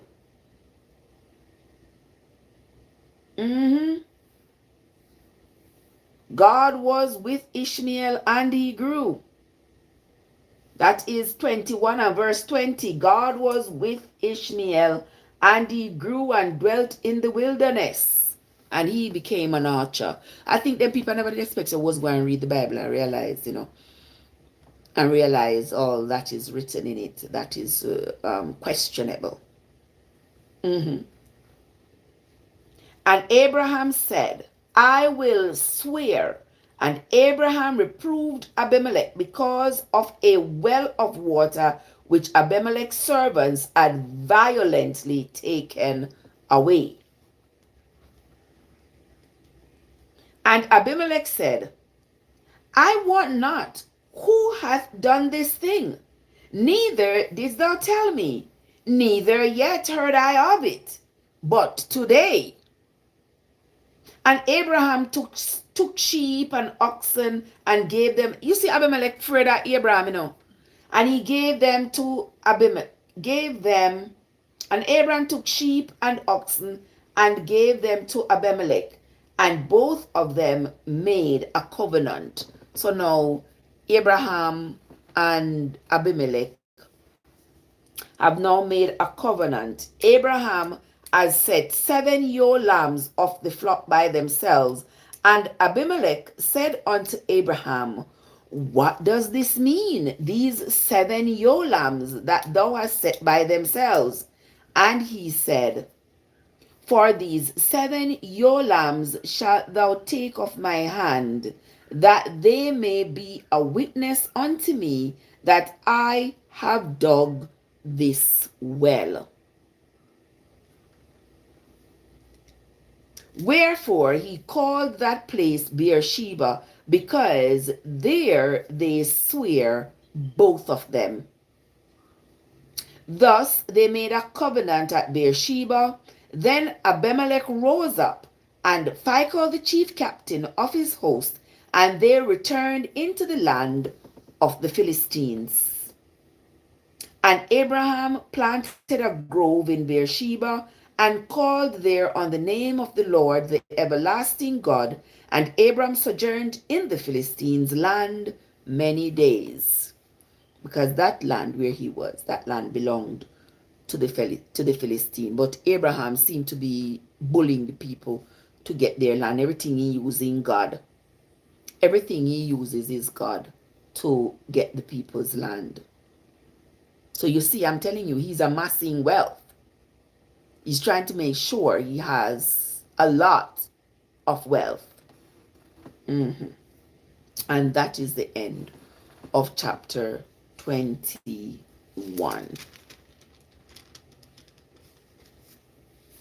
Okay, let's see. All right, we're going to go on until about 10 o'clock. Okay.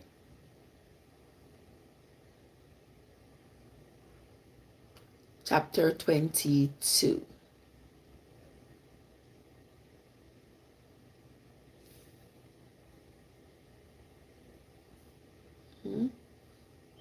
Okay. Chapter 22. And it came to pass after these things that God tempted Abraham. Hey.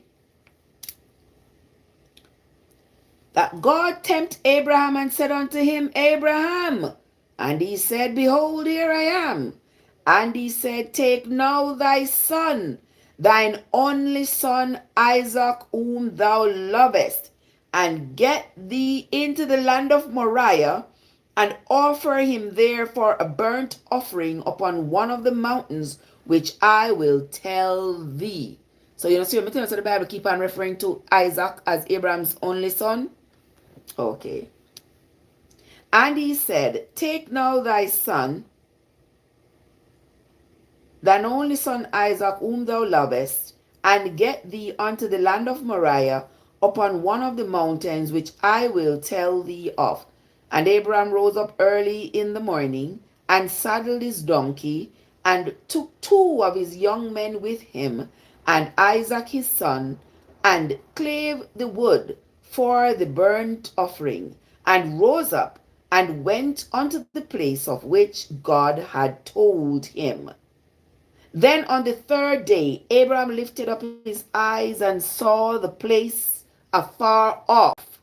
Toxic, what happened? Good morning. Saw the place afar off. And what you think he did?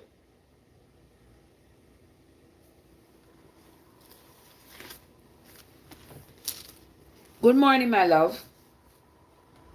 What's up? Let's continue. And Abraham rose up early in the morning, and saddled his donkey, and took 2 of his young men with him, and Isaac his son, and clave the wood for the burnt offering, and rose up, and went unto the place which the Lord had told him. Then on the 3rd day Abraham lifted up his eyes, and saw the place afar off. And Abraham said unto his young men, stay here with the donkey, and I and Isaac will go up yonder and worship, and will come again unto you. All right? And Abraham took the wood of the burnt offering, and he laid it upon Isaac his son, and he took the fire in his hand and a knife, and they went both of them together. And Isaac said unto his father, Father, he said, here I am, my son. And he said, behold the fire and the wood, but where is the lamb for the burnt offering? And Abraham said, my son, God will provide himself a lamb for the burnt offering. So they went both of them upon Mount Moriah. And they came to the place which God had told him of. And Abraham built an altar there, and laid the wood in order, and bound Isaac his son, and laid him on the altar upon the wood. And Abraham stretched forth his hand, and took the knife to slay his son Isaac. And the angel of the Lord called unto him out of heaven, and said, Abraham, Abraham. And he said, here am I. And he said, lay not thine hand upon the lad, neither do thou anything unto him. For now I know that thou fearest God, seeing that thou hast not withheld thy son, thine only son, from me. And Abraham lifted up his eyes and looked, and behold, behind him a ram was caught in the thicket by the horns. And Abraham went and took the ram, and offered him up as a burnt sacrifice instead of Isaac. And Abraham called the name of that place Jehovah Jireh, as it is said to this day, in the mount of the Lord it shall be seen. And the angel of the Lord called unto Abraham out of heaven for a second time,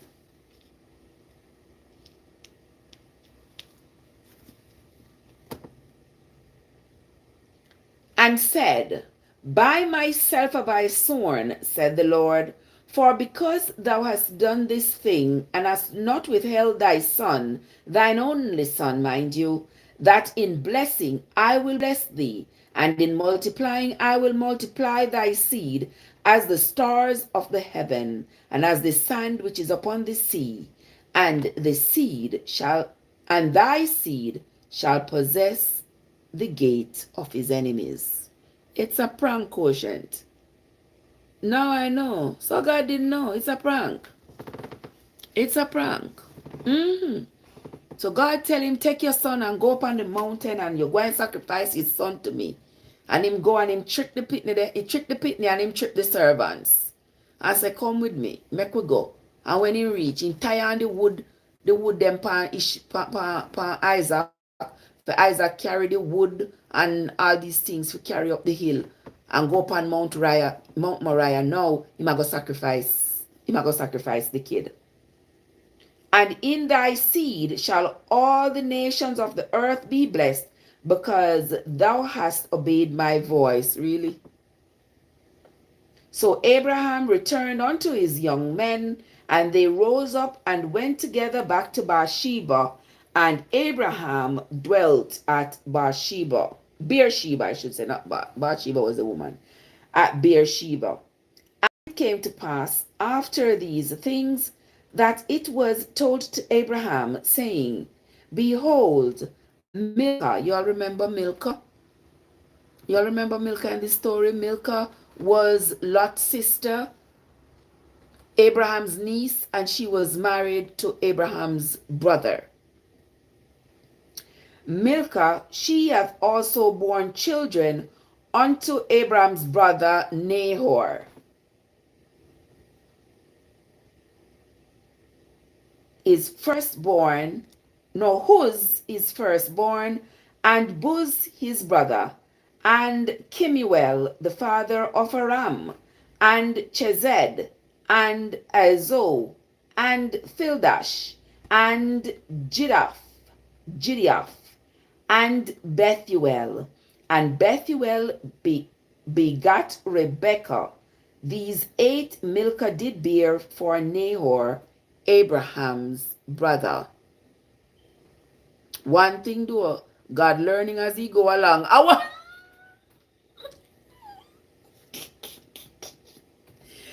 True man. He's learning as he go along. Every time I'm like, shit, I did this wrong. Let me go back to the drawing board. Oh my goodness. And verse 24, and his concubine, whose name was Reemah, she bare him, and his concubine, which was Reemah, she bare him Tebah and Gaham and Thahash, and what is the one name? Makaikash, something like so.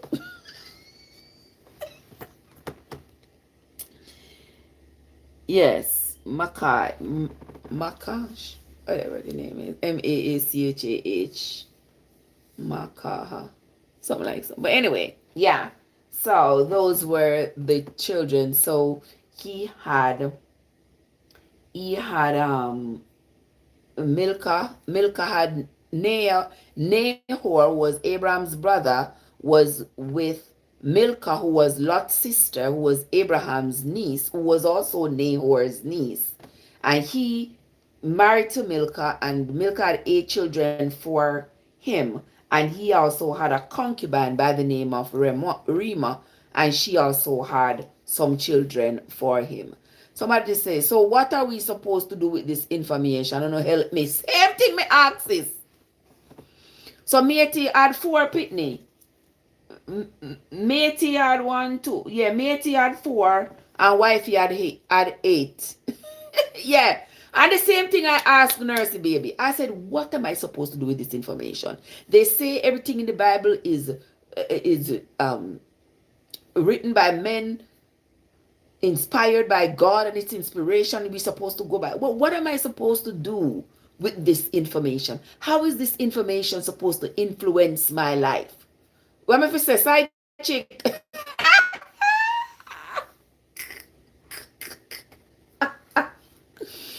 Yeah, because if we're supposed to get inspiration by living reality, exactly, not nice. Exactly. We have to live in reality, because this for sure is not reality, and it's definitely not our reality. Definitely not. Because number one, we're not out here a buy and sell people. How is that info relevant in our lives today? Exactly the question I asked. How to my life today? For years say Abraham and Abraham brother they with him married to his niece and his niece and this a pick the female and this. How is that relevant? That's something I say. If nothing more, I would say it is a story. Whether it's true or not, it is a storybook. Outdated book. We're not ready yet. You understand? I want to insist that whatever is in this book is by God. The whole family ram them. Exactly. And me supposed to have my life be navigated by the contents of this book. Will never. Could never. Okay? You understand? And it don't matter what I want to say. It no matter what I want to do. If anybody want to get close to God, they must read the Bible. Because me can guarantee you, they didn't have the knowledge like now. So they wrote nonsense. Exactly. And them writing what they experience and putting in genealogy and all that, that has no moral relevance to now, to me and to now. You know, it don't. It is the greatest story ever told. It never said... It is the greatest story ever told. Well, you might be right. How many people do you think really read and understand this book? How many people do you think really read this book? The people don't read it because I can guarantee you that if they read it, there would be such controversy. They would have to be asking the questions about all these things. It make no sense. Somebody said Jesus put all those things to shame. Here you know. Here you know. Here you know. No one they can't show face nor say name, but Jesus put all those things to shame. Put all what things to shame? Jesus put all what things to shame? If God will know say him go make Jesus come and wipe out what was done in the New Testament. So why did he make the New Testament in the first place? The all-knowing God. Why wouldn't the all-knowing God would have known that this portion of the Bible was going to be useless and he was going to have to present a revision? I thought you all said God don't change.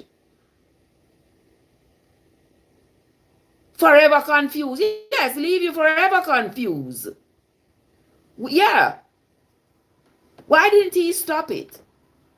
Why exactly? Why didn't he just, since he knows everything, why didn't he make everything one way? Why didn't he make everything one way? So there wouldn't have to be any revision. There wouldn't have to be any shame. There wouldn't have to be any changes because they say he never changes.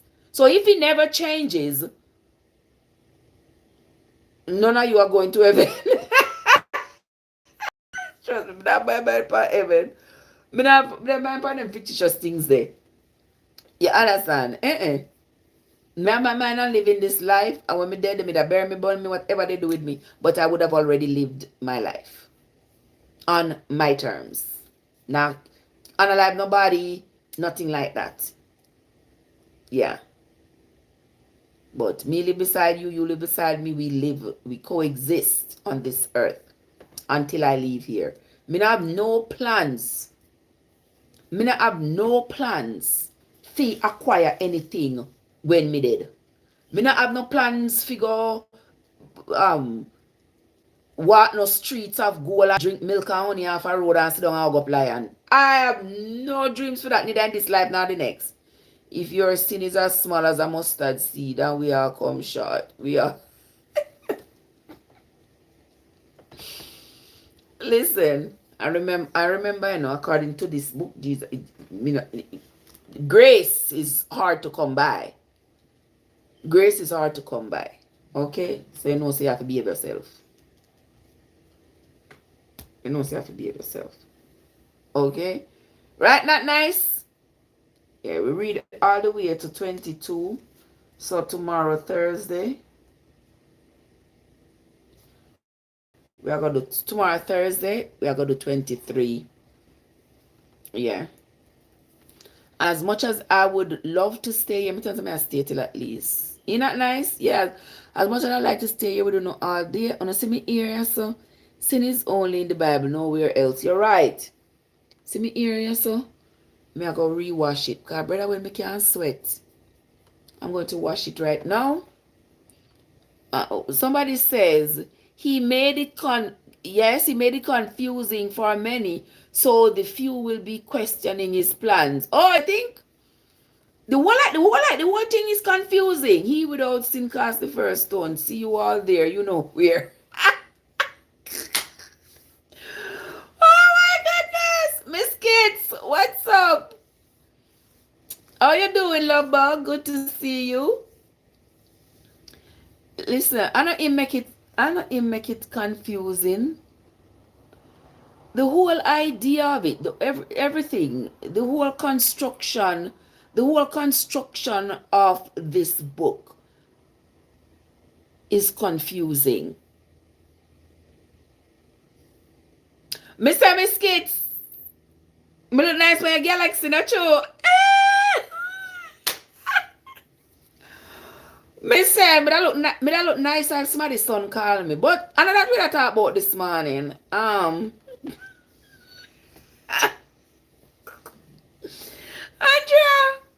Andrea, you know here, the people them son them have threatened for call me. Oh, but them are threatening for call me, you know. I will tell them so them have to call me before the year done. Them have to call me before the year done. If them want, me fi throw their name in the basket. And then call me Bobby Cashapp.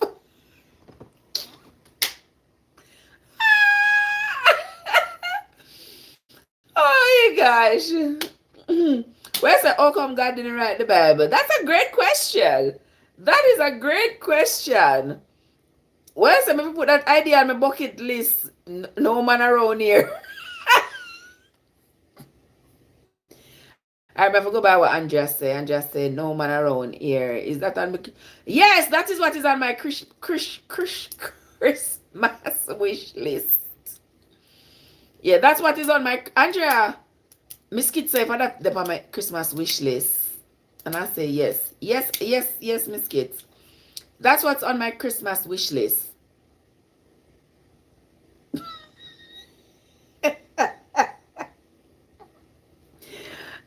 You finished with the Christmas tree them already? And all the beautiful things. Lynette, what's up? I like to drive around and look at the Christmas lights, but me I put up none of them things. But I applaud you all, those of you who are. Where's if me and Barry over? You must see about the place here too, you know, so watch your mouth. In about the place here too, so watch your mouth. Me and Barry can never be over. Yeah, me and Barry can't be over. But you know how the thing goes. Zuri, what's up? But you know how the thing go. Alright? Yeah. So guys, putting all fun and joke aside, without seriousness. Alright, so we have come to the end of the reading of Genesis chapter 22. We have read all the way to 22. If those of you over here now hear the rest of the reading, I will go over on YouTube or listen to it because I double stream. So I will see you all later. Have yourself a great one day, and I appreciate you. I appreciate your company. Also, my love, Nurse Baby, and Quotient, and Logical, and all the others who were here. Donald, Cod, you name it. Not nice. Everybody else who were here. I appreciate you all. My friend Lovely came in as well. Miss Kits, and everybody else. I appreciate you. Joseph and Andre and Arlies and everybody else over on the tube. I sincerely appreciate you all, guys. So I'll get myself together now because remember my work later. So I'm here to go wash and blow dry and all these good things. Leroy, are you that? Oh, I can't forward up with too much number. Change your name and put a picture of yourself and put your name. Alright? Alright, Quotient. So I will see you all. We're not going to do Bible. If I come back later, I cook. Because today is Wednesday. But me now go do Bible again for the rest of the day until tomorrow. About 8:30, 8 o'clock, somewhere around there. So your ear now past your knee. I want to see it. You need to do a video with it out. You need to do a video with it out. Me not think me not ever make mine grow past my knee. Mine is just 4 years old. Yeah, mine is 4 years old. And I love it like right here. Right where it's at right now, I love it right here. Yeah. Me not think me can deal with it. Down in my back, down in my knee. Andrea, yes, North Carolina is cold. Oh, yours is over 20 years. Oh, okay. Okay. Yeah, mine is only 4 years old. And the other day I clip it. Because, yeah, with the menopause, it just come against my neck and it's hot. It's hot, you know, Andrea. Even in the cold time. Yeah. Yes, Andrea, North Carolina is getting very, very cold and icy and, yeah, just cold. Can't handle the cold. I can't deal with it. It's just cold, man. And you know, say, the night come down early. The night comes down early as well. So, you know. Yeah. It's...